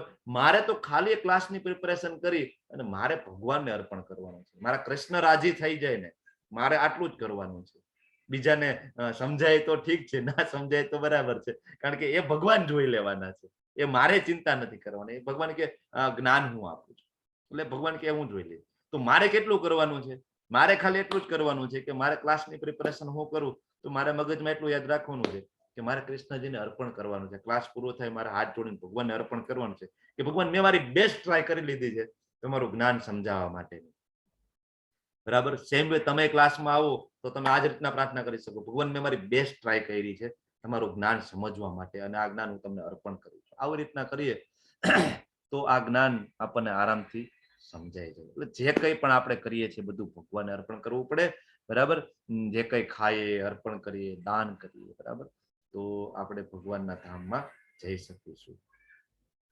એ રીતે તું કર્મના બંધનમાંથી, તેના શુભ અને અશુભ ફળોમાંથી મુક્ત થઈ શકીશ. તો હમણાં મેં ચર્ચા કરી ને કે આપણે બધું ભગવાનને અર્પણ કરીશું. આગળના જે શ્લોકમાં જે કીધું એની વાત કરી રહ્યા છીએ, એના સંદર્ભમાં શ્લોક આવી રહ્યો છે ફરીથી કે આ રીતના કરીશું આપણે તો શું ફાયદો શું થશે? બધું ભગવાનને અર્પણ કરીશું તો કે શુભ તથા અશુભ ફળોમાંથી મુક્ત થઈ શકીશ. આ સંન્યાસ યોગમાં પોતાના મનને સ્થિર કરીને તું મુક્તિ પામીશ અને મને શરણાગત થઈ. જો અહીંયા ભગવાને પાછું કહી દીધું કે આ પણ ધામમાં આવવાનો રસ્તો આ છે. બરાબર. અહીંયા લખેલું છે કે આ સંન્યાસ યોગ. તો કયો સંન્યાસ યોગ? તો હમણાં જોયું ને આપણે આગળનો શ્લોક. આ સંન્યાસ યોગ કયો? યત કરોસી યજ્ઞાસી યજ્જુઓસી દદાસી યત યત તપસ્યસી કોન્તેય તત્કુરુષુ મદર્પણમ. આ ભગવાન આને સંન્યાસ યોગ કહે છે. 9.27 છે ને. ભગવાન કહે છે કે આ સંન્યાસ યોગમાં પોતાના મનને સ્થિર કરવું. જો અહીંયા ચિત્ત અથવા મનની અહીંયા વાત થઈ છે કે મન લાગવું ખૂબ જરૂરી છે. બરાબર. તો આ અહીંયા સંન્યાસ યોગની વાત થઈ છે. એટલે બધું આપણે ભગવાનને અર્પણ કરી દઈએ તો એને પણ વૈરાગ્ય કહેવાય. બધું કરતા છતાં એને વૈરાગ્ય કહેવાય. શ્રી રૂપ ગોસ્વામીજી ભક્તિ રસામૃત સિંધુમાં લખે છે કે જ્યાં સુધી આપણે ભૌતિક જગતમાં આપણે બધા છીએ ને ત્યાં સુધી આપણે બધાએ કામ તો કરવું પડે, કર્મ આપણે કરવું પડે, પણ જો એના ફળ છે ને એ આપણે કૃષ્ણને આપણે અર્પણ કરી દઈએ ને તો એને કહેવાય યુક્ત વૈરાગ્ય. યુક્ત, અહીંયા યુક્ત આત્મા એવો શબ્દ છે. બરાબર. સંન્યાસ યોગમ યુક્ત આત્મા. બરાબર. યુક્ત આત્મા. તો એ યુક્ત શબ્દનો શું થાય અર્થ? યુક્ત વૈરાગ્યનો અર્થ શું થાય? શ્રી રૂપ ગોસ્વામીજી ભક્તિ રસામૃત સિંધુમાં આપે છે. ભાવાર્થમાં શ્રી પ્રભુપાદજી છે લખે છે. તો આ જે સંન્યાસ યોગ છે એને આપણે ફોલો કરીશું તો ધીમે ધીમે આપણું મન શુદ્ધ થાય અને આપણે ધામની પ્રાપ્તિ થાય. ભગવાન કહે છે કે મામુ પેશ્યસી, તે મારી પાસે આવે છે, મતલબ મારા ધામમાં પાછો આવે છે. કઈ આપણે એટલે આ જે 5 વસ્તુ છે, જે કંઈ આપણે કરીએ, જે કંઈ આપણે ખાઈએ, જે કંઈ આપણે અર્પિત કરીએ, જે કંઈ આપણે દાન કરીએ, જે કંઈ આપણે તપસ્યા કરીએ. બરાબર. તો આમ કરતા કરતા કરતા આપણે ભગવાનના શરણોમાં જઈ શકીએ. તો હું ન તો કોઈનો દ્વેષ કરું છું કે ન કોઈ સાથે પક્ષપાત કરું છું. સમોહમ સર્વભૂતેષુ ન મે દેશ્યોસ્તિ ન પ્રિય. હું સર્વ પ્રત્યે સંભાવ ધરાવું છું.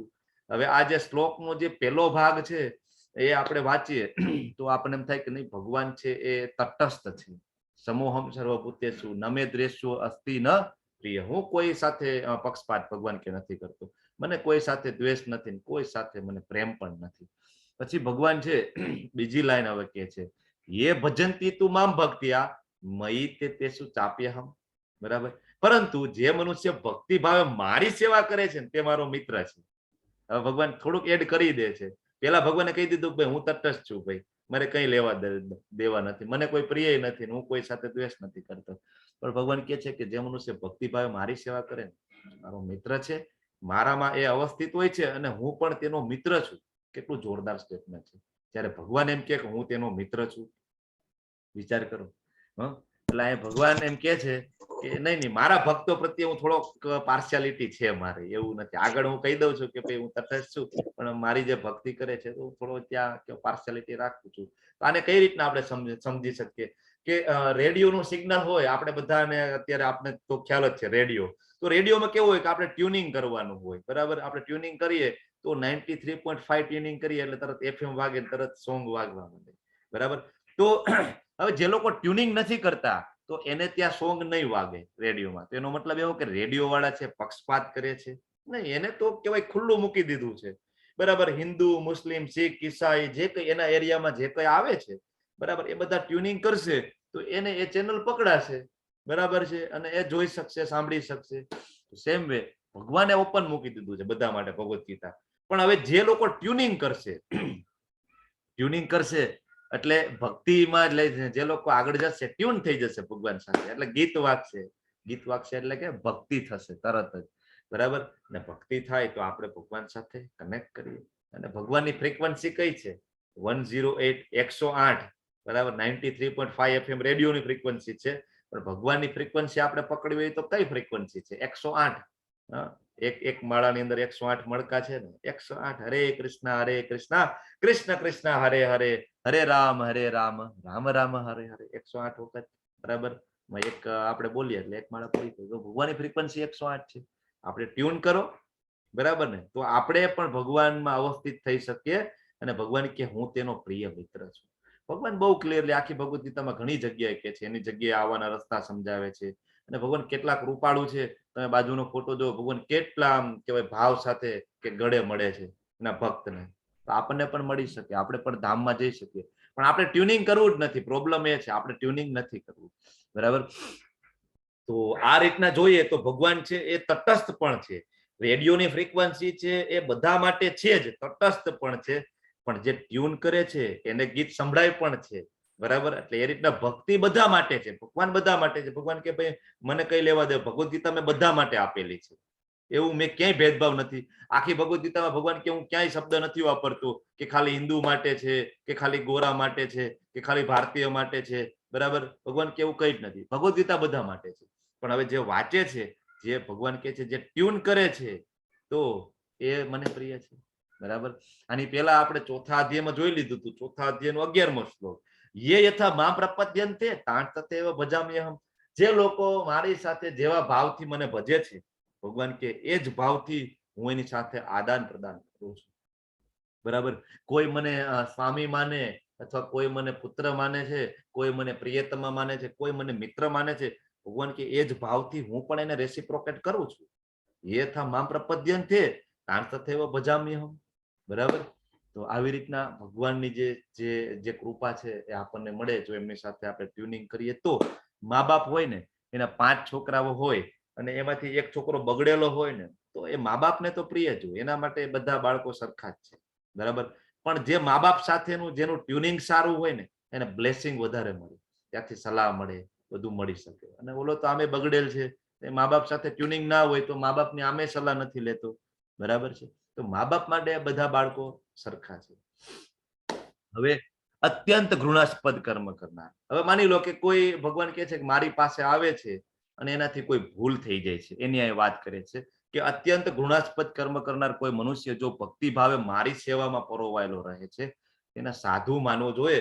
કારણ કે તે પોતાના નિશ્ચયમાં યોગ્ય રીતના સ્થિત થયેલો છે. ભગવાન કહે છે કોઈ મારી પાસે આવે અને એનાથી કઈ ભૂલ થઈ જાય, અપિચેત સુદુરાચારો ભજતે મામ અનન્ય ભાગ. ભલે તે મારું ભજન કરતો હોય પણ એનાથી કઈક ભૂલ થઈ જાય છે, તો ભગવાન કહે છે કે એને સાધુ માનવું જોઈએ. સાધુ રેવ સમંતવ્ય. સાધુ માનવું જોઈએ. શું કામ? ભગવાન કહે છે કે એના નિશ્ચયમાં દ્રઢ છે. ઘણી વખત એવું થાય કે સ્પિરિચ્યુઅલ લાઈફમાં આવીએ તો અમુક જૂની આદતો હોય, અમુક જૂની ટેવ હોય, એના કારણે ઘણી વખત એવું થઈ જાય કે જે ભક્તિમાં અનુકૂળ ના હોય, અથવા જે ન કરવાનું એવું થઈ જાય, અને પછી આપણે ખૂબ અફસોસ થાય કે ભાઈ આવું ના થવું જોઈએ, આ કહેવાય કે મારાથી ભૂલ થઈ ગઈ, ખોટું થઈ ગયું. તો આપણે એને સાધુ માનવું જોઈએ. ભગવાન એમ કે છે કે આપણે એને સાધુ માનવું જોઈએ. શું કામ? કારણ કે એટલી જ ને ભક્તિની શરૂઆત તો કરી ને. ઘણા બધા તો ભક્તિની શરૂઆત કરી જ નથી શકતા.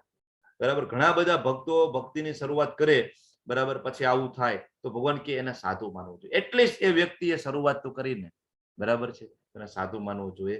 પણ જે વ્યક્તિએ પોતે ભૂલ કરી છે ને, એને પોતાને અફસોસ થવો જોઈએ. એને પોતે તો આત્મગ્લાનીમાં બળવું જોઈએ. એને એવું નહીં કે એ આ શ્લોક ના બોલી શકે કે મેં ખૂબ ખરાબ કામ કર્યું છે, તમે બધા મને સાધુ માનો. ચલો, ભગવાન કે છે ભગવદ ગીતામાં 9.30 બધા મને સાધુ માનો. ભૂલ થઈ ગઈ તો શું છે, ભૂલ તો થઈ જાય. સાધુ માનો બધા, ચલો સાધુ માનો. નહીં, એને એવું નથી બોલવાનું.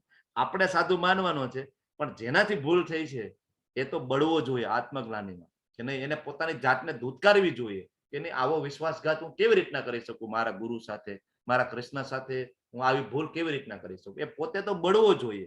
પણ બાકીના જે છે આપણે બધા એને સાધુ માનવું જોઈએ, કારણ કે ભૂલ કોનાથી ના થાય, બરાબર. આવી રીતના શરૂઆતની ભૂલો માફ કરીએ તો ભૂલો ઘટતી જાય, બરાબર. લાઈક પંખો હોય, તમે પંખાને બંધ કરો, સ્વિચ ઓફ કરો તો પંખો તરત બંધ ના થાય, ધીમે ધીમે ફરતો ફરતો ફરતો ફરતો ફરતો પછી બંધ થાય. સેમ વે આપણે ભક્તિમાં આવીએ ને તો જે કર્મનું જે ચક્ર છે, કર્મની જે પ્રવૃત્તિ છે એ સ્વિચ ઓફ થઈ ગઈ છે, પણ જૂની આદતો છે ને એને નીકળતા થોડો સમય લાગે. સેમ નવા ભક્તો છે એ ભક્તિમાં આવે તો ક્યારેક ભૂલ કરી બેસે, ક્યારેક ખાવાની ટેવો ખરાબ હોય, પીવાની ટેવો ખરાબ હોય, સુવાની ટેવો ખરાબ હોય, જાતીય જીવનની બેડ હેબિટ હોય, ખરાબ ટેવો હોય, તો કોઈક ને કોઈક એવું થાય કે ભૂલ થઈ જાય, બરાબર. ઘણાને તરત છૂટી જાય, બરાબર, કે સુકૃતિઓ હોય ખૂબ તો તરત છૂટી જાય, અને ઘણાને એ છૂટતા વાર લાગે, થોડો સમય લાગે, બરાબર. તો કોઈ ભક્ત આવી ભૂલ કરે અને પછી પછતાવો કરે, આત્મગ્લાનીમાં બળે, તો આપણે એને સાધુ રેવ મંતવ્ય, સાધુ રેવ સમંતવ્ય, આપણે એને સાધુ માનવું જોઈએ, બરાબર છે. કારણ કે એ છે ને કપટી નથી. પ્રભુપાદ સમજાવે છે કે એ જે ભક્ત છે એ કપટી નથી, એનાથી ભૂલ થઈ ગઈ છે, બરાબર છે, પણ એ કપટી નથી. કપટી એટલે શું કે ભાઈ થઈ ગઈ તો થઈ ગઈ ભૂલ, એમાં શું છે, લાઈફ તો એન્જોય કરવા માટે છે, મોજ જ કરવાની હોય, તો આને પાછું સાધુ નથી માનવાનું. ભગવાન એ રીતના સમજાવે છે કે આત્મગ્લાનીમાં જો બળતો હોય ને, બરાબર, એની એકાદી પેલી ભૂલ થઈ ગઈ હોય ને તો આપણે સાધુ માનવો જોઈએ. આના જ સંદર્ભમાં આગળનો શ્લોક આવે છે કે તે તરત જ ક્ષિપ્રમ ભવતી ધર્માત્મા, તે તરત જ ધર્માત્મા બની જાય છે અને સ્થાયી શાંતિ પ્રાપ્ત કરે છે. કોણ કોણ ધર્માત્મા બની જાય, કોણ સ્થાયી શાંતિ પ્રાપ્ત કરે? તો કે જે એને સાધુ માને છે ને, એ જેને ભૂલ કરી છે, અને આપણે જો એને સાધુ માનીએ ને તો ભગવાન કે એ તરત ધર્માત્મા બની જાય, સ્થાયી શાંતિને પ્રાપ્ત કરે છે, બરાબર. કુંતી પુત્ર નિર્ભય થઈને ઘોષણા કર કે મારા ભક્તોનો કદાપી વિનાશ થતો નથી, બરાબર. તો આપણે સાધુ થઈ જાય, જો આપણે એને સાધુ માનીએ ને તો આપણે ધર્માત્મા થઈ જાય અને આપણે શાંતિ પ્રાપ્ત કરી શકીએ. પણ જો આપણે એમ કહીએ કે નહીં નહીં હો ભાઈ, આ તો ચાલે જ નહીં, બિલકુલ આ તો બિલકુલ ખોટું, જવા દો, બીજી વાર મંદિરે આવતો જ નહીં, અથવા બીજી વાર ક્લાસમાં જ નહીં આવતો, જો આપણે એવું કહીએ તો આપણે ડિસ્ટર્બ થઈ જાય, આપણે ભક્તિમાં આગળ ના વધી શકીએ, કારણ કે આને વૈષ્ણવ અપરાધ કહેવાય, બરાબર. તો આપણે કેવું છે, નો પ્રોબ્લેમ ભાઈ, હવે બીજી વખત ધ્યાન રાખજે, એટલીસ્ટ તું ભક્તિમાં આવી ગયો ને એ બહુ મોટી વાત છે, પણ હવે એટલીસ્ટ તું કેવાય ટકાવી રાખજે, બરાબર. એટલે જેને ભૂલ કરી હતી, હવે જે એને સાધુ માને છે, બરાબર, એ તો ધર્માત્મા થઈ ગયા અને એને શાંતિ મળી ગઈ, તો હવે જેને ભૂલ કરેલી હતી એનું શું થાય? તો ભગવાન હવે એના માટે કે છે કે કુંતી પુત્ર નિર્ભય થઈને ઘોષણા કર, કુંતય પ્રતિ જાનીહી ન મે ભક્ત્ય પ્રણશ્યતિ, મારા ભક્તોનો કદી વિનાશ થતો નથી. નિડર થઈને તું ઘોષણા કરી દે કે મારા ભક્તોનો વિનાશ નથી થતો. મતલબ જેને ભૂલ કરી છે ને એનો ક્યારે વિનાશ નથી થતો. આ જ વસ્તુ ભગવાને આપણે 6ઠા અધ્યાયમાં પણ સમજાવી દીધી કે ભક્તિ કદાચ અધૂરી રહેશે કોઈ પણ કારણોસર, ભોગના કારણે, કે આપણું પતન થઈ ગયું, તો આવતા બર્થની અંદર ફરીથી ભક્તિ ત્યાંથી જ શરૂઆત થશે. આપણે 6ઠા અધ્યાયમાં ડિટેલમાં જોઈ ગયા. ફરીથી ભગવાન આયા અર્જુનને ઘોષણા કરવાનું કહી દે છે, અર્જુન તું ઘોષણા કરી દે, બરાબર, કે મારા ભક્તોનો વિનાશ નથી થતો. એટલે જે સાધુ માને છે એ ધર્માત્મા થઈ ગયા છે, જેને ભૂલ કરી છે ભગવાન કે ઇટ્સ ઓકે, એનો હું વિનાશ નહીં થવા દઉં, બરાબર. હવે અહીંયા ભગવાન અર્જુનને કહે છે કે અર્જુન તું કહી દે, તો અહીંયા ભગવાન પોતે ના કહી શકે કે ભાઈ હું ઘોષણા કરું છું મારા ભક્તોનો વિનાશ નહીં થાય, બરાબર. પણ ભગવાન અર્જુનને કહે છે, શું કામ? કારણ કે ભગવાન છે ને એ ક્યારેક પોતાના વચનો છે ને એ ભક્તોની રક્ષા માટે, ભક્તોની કૃપા માટે, ભક્તોના ઉદ્ધાર માટે અને ભક્તોને ગમે એટલા માટે ભગવાન પોતાના વચનો ક્યારેક તોડી નાખે છે. આનું ઉદાહરણ આપણે ભીષ્મદેવનું ઉદાહરણ જોઈએ, બરાબર ને. ભીષ્મ પિતામહ છે એ કહેવાય અર્જુન સામે જોરદાર ફાઇટ કરે છે, તો અર્જુનની રક્ષા માટે ભગવાન કૃષ્ણ છે એ પૈડું ઉપાડીને ભીષ્મ સામે ઘસી જાય છે, અને ભગવાન કહે છે કે મારે કોઈ શસ્ત્રની જરૂર નહીં પડે, ખાલી આ પૈડું મારીશ ને તો તારું એને મૃત્યુ થઈ જશે, ભીષ્મને કહે છે. શું કામ આવું કરે છે? કારણ કે ભગવાને એ પ્રણ લીધું હતું કે ભાઈ હું મહાભારતમાં કોઈ શસ્ત્ર ઉપાડીશ નહીં, પણ ભીષ્મ કે નહીં, હું તો તમને વીર રસમાં પ્રેમ કરું છું ભગવાન, એક વખત તો તમને હું શસ્ત્ર ઉપડાવીશ, કે કઈ વાંધો નહીં, તું કે છો તો બરાબર, તારું વચન રાખી દઈશ, બસ મારું વચન હું તોડી નાખીશ. એટલે ભગવાન છે એ ભક્તોની ખુશી માટે પોતાનું વચન તોડે, પણ જો ભક્તો બોલી જાય ને એ ભગવાનને કરવું જ પડે, બરાબર ને. પ્રહલાદ મહારાજ એમ કે ભાઈ આ સ્તંભની અંદર કહેવાય કે વિષ્ણુ છે, કૃષ્ણ છે, એટલે એને આવવું જ પડે, તરત નરસિંહદેવની જેમ પ્રગટ થાય છે ને, બાજુનો ફોટો જોવો તમે, બરાબર, ભગવાનને આવવું પડે, કારણ કે ભક્તે કહી દીધું. એટલે ભક્ત ક્યારેક અપૂર્ણ હોય તો પણ ભગવાન છે એમ કે છે કે એને સાધુ માનવું જોઈએ. આ બે ઘટના તમારી સામે સામે છે. કોણ કહેશે મને કઈ ઘટના છે? હજી મારે લગભગ 15 મિનિટ જેવું થશે, પ્લીઝ માફ કરજો મને. આ બે ઘટના તમારી સામે છે, કઈ કઈ ઘટના છે? અપૂર્ણ હોય તો પણ સંત માને છે, કોઈને ખ્યાલ આવે છે? કોઈ પ્રકાશ પાડી શકશે? હરે કૃષ્ણ. હરે કૃષ્ણ. અવાજ નથી આવતો. કોને બોલવાની શરૂઆત કરી હતી? હરે કૃષ્ણ. હરે કૃષ્ણ પ્રભુજી, હું હા, બોલતી. શોભા માતાજી બોલો બોલો. કઈ કઈ ઘટના છે? પહેલી ગજેન્દ્ર મોક્ષ ની છે. એ નથી માતાજી. એ નથી? ના ના, એ નથી. એ ફરીવાર મને તો હરખું દેખાતું નથી. એક મિનિટ, હા, હું જોઈને કહું. યુધિષ્ઠિર નહીં, યુધિષ્ઠિર ની ઘટના નથી. ઓકે, ચલો આગળ વધીએ.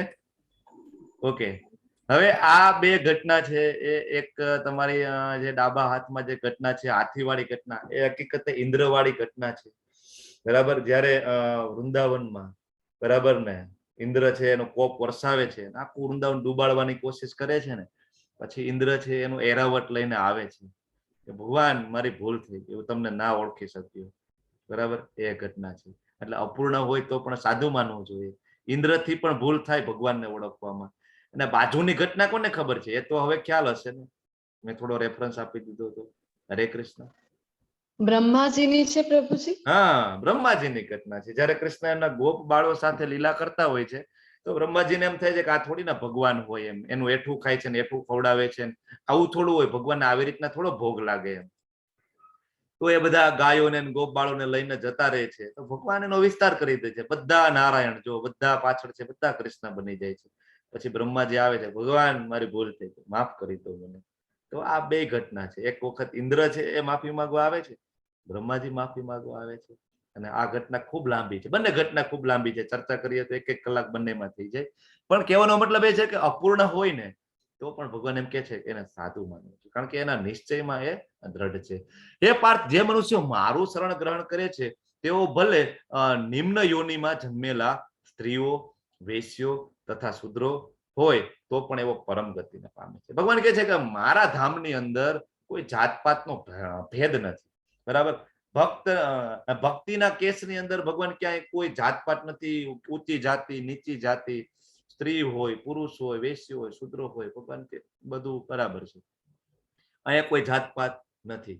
જનરલી કેવું, જૂના જમાનામાં એક એવી માન્યતા તો હતી જ કે ભાઈ મહિલાઓ છે તપસ્યા ના કરી શકે, બરાબર, એ તો ખાલી પતિને સપોર્ટ કરે.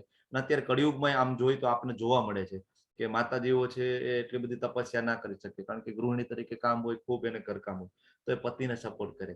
તો એનો ફાયદો શું થાય ખબર છે ને? શાસ્ત્રોમાં એવું લખેલું છે કે પતિ જે કઈ સાધના કરે ને, જે કઈ ભક્તિ કરે ને, એનું 50% પત્નીને ઓટોમેટિક મળે. આ શાસ્ત્ર કે છે કે તમે 16 માળા કરતા હોય તો તમારી 8 માળા તો તમારે કહેવાય કે તમારા પત્નીને મળી જાય. એટલે તમારે બધા 24 કરવાની શરૂઆત કરવાની, બરાબર. એમાંથી 50% એને મળે, એટલે 32 કરવી જોઈએ તો તમારે 16 ડિવાઇડેડ થાય. આવું શાસ્ત્ર કહે છે. કે મહિલાઓ તપ ના કરી શકે, તો એમના પતિને ખાલી સપોર્ટ કરે ને તો 50% એને જતું રહે. બરાબર. અને મહિલાઓ કરે તો પ્રભુજી? મહિલાઓ કરે તો પતિને મળે એવો શાસ્ત્રમાં કોઈ ઉલ્લેખ નથી માતાજી. મળવું જોઈએ ને. મળવું જોઈએ, તમારે તો ડબલ ભેગું થાય. ઓકે, તો હરે કૃષ્ણ. પણ મહિલાઓમાં પણ મહાન આધ્યાત્મિક સંત થઈ ગયા છે, એવું નથી. બરાબર, જાનવા માતાજી થઈ ગયા, નિત્યાનંદ પ્રભુના પત્ની. આપણે આ એકવાર ચેપ્ટર પૂરું કરી દઈએ પ્લીઝ, મોડું થઈ જશે નહીં. જાનવા માતાજી થઈ ગયા, મીરાબાઈ થઈ ગયા, સકુબાઈ થઈ ગયા, અને ઇવન પાંચાલીજી થઈ ગયા, દ્રૌપદીજી. ખૂબ તપસ્યા બધાએ કરી. એવું નથી મહિલાઓમાં કોઈ તપસ્વી નથી, પણ ઓછા તપસ્વી આપણને જોવા મળતા હોય છે. બરાબર, ઇવન માતાજીઓ હોય ને, માતાજીઓનો આઈક્યુ સાથે ઈક્યુ હોય. ઈક્યુ એટલે ઇમોશનલ કોશન્ટ. ઇમોશનલ એટલે માતાજીઓ છે ને બધા લાગણીશીલ હોય, ભગવાન સાથે તરત જ કોન્ટેક્ટ કહેવાય, કનેક્ટ થઈ જાય તરત જ, કે મારો કાનો, મારો કાનો. નાના બાળ ગોપાલ હોય તો માતાજીઓ તરત એની સાથે કહેવાય કનેક્ટ થઈ જાય. જ્યારે પ્રભુજીઓને થોડું કનેક્ટ થતા વાર લાગે. બરાબર, પણ ભગવાન કે કોઈ ભેદભાવ નથી. બરાબર છે. પછી વેશ્ય, વેશ્ય એટલે વેપારીઓ. વેપારીઓ હોય તો ખૂબ બિઝી હોય, બરાબર, બિઝનેસમેન હોય તો એ ભક્તિ કરી શકે? ભગવાન કે હા, એ કેમ ના કરી શકે, એ ભક્તિ કરી શકે. પછી શુદ્રો, બરાબર. શુદ્રો તો શ્રમિકો હોય, મજૂરી કરતા હોય, આખો દિવસ એમાં જતો હોય, તો એ ભક્તિ કરી શકે. તો ભગવાન કે પત્રમ પુષ્પમ ફલમ તોયમ, ખાલી મારી આટલી જ રિક્વાયરમેન્ટ છે, તમે આટલું ના કરી શકો મારા માટે, અને કામ કરતા કરતા તમે મને યાદ કરો. બરાબર. કયું એવું કામ છે કે જે કરતા કરતા તમે મને યાદ નહીં કરી શકો? ભૌતિક જગતના બધા કામ કરતા કરતા તમે મને વચ્ચે યાદ કરી શકો ને, વચ્ચે વચ્ચે તમે મને નમસ્કાર કરી શકો. બરાબર. તમે લોકો 3 ટાઈમ જમો છો તો તમે મને પત્રમ પુષ્પમ ફલમ તો એમ કેમ ના ધરાવી શકો? મારી ભક્તિ ભગવાન કે બહુ સરળ છે. તો શુદ્રો પણ કરી શકે છે, ગરીબ હોય એ પણ ભગવાનની ભક્તિ કરી શકે છે. બરાબર. ઘણા બધાને એમ થાય કે શુદ્રો ભક્તિ ના કરી શકે. પહેલાના જમાનામાં એવું હતું કે ભાઈ ભક્તિ તો બ્રાહ્મણોથી જ થાય હો ભાઈ, ઊંચા કુળના હોય એ ભક્તિ કરી શકે, એ જ મંદિરમાં જઈ શકે. જો ભગવાન છે જાતપાતને ક્યારેય પ્રોમોટ નથી કરતા, વારંવાર કહે છે કે અહીંયા કોઈ જાત, આપણે બધાએ જાતપાત ઉભો કરેલો છે કે આ શુદ્ર છે, આ હરિજન છે, કે આ દલિત છે, એ બધું આપણે ઉભું કરેલું. ભગવાન કે બધા મારા બાળકો છે. બરાબર. તો એ જ સાચો પંડિત છે કે જે બધામાં સમદ્રષ્ટિ રાખે. મતલબ ભક્તિનો હક બધાને છે, કારણ કે બધા આત્મા છે, બધામાં સોલ છે. સ્ત્રી છે તો એ તો એનું શરીર છે સ્ત્રીનું, વૈશ્ય છે તો એનું શરીર છે વૈશ્યનું, શુદ્ર છે તો એનું શરીર છે શુદ્રનું, પણ અંદર શું છે? આત્મા છે. અને આત્માનો સ્વભાવ શું છે? આત્માનો સ્વભાવ છે કૃષ્ણની સેવા કરવી. હવે ભગવાન આગળ વધારે છે કે તો પછી ધર્માત્મા, બ્રાહ્મણો, ભક્તો તથા રાજર્ષિઓ વિશે તો કહેવાનું શું? ભગવાન કે શુદ્ર એ મારી ભક્તિ કરી શકે, એ પરમ ગતિ પામી શકે, સ્ત્રીઓ પરમ ગતિ, તો બ્રાહ્મણો, ભક્તો, રાજર્ષિઓને તો હું બરાબર ને લઈ જ જાઉં ને ધામમાં એમ. બરાબર.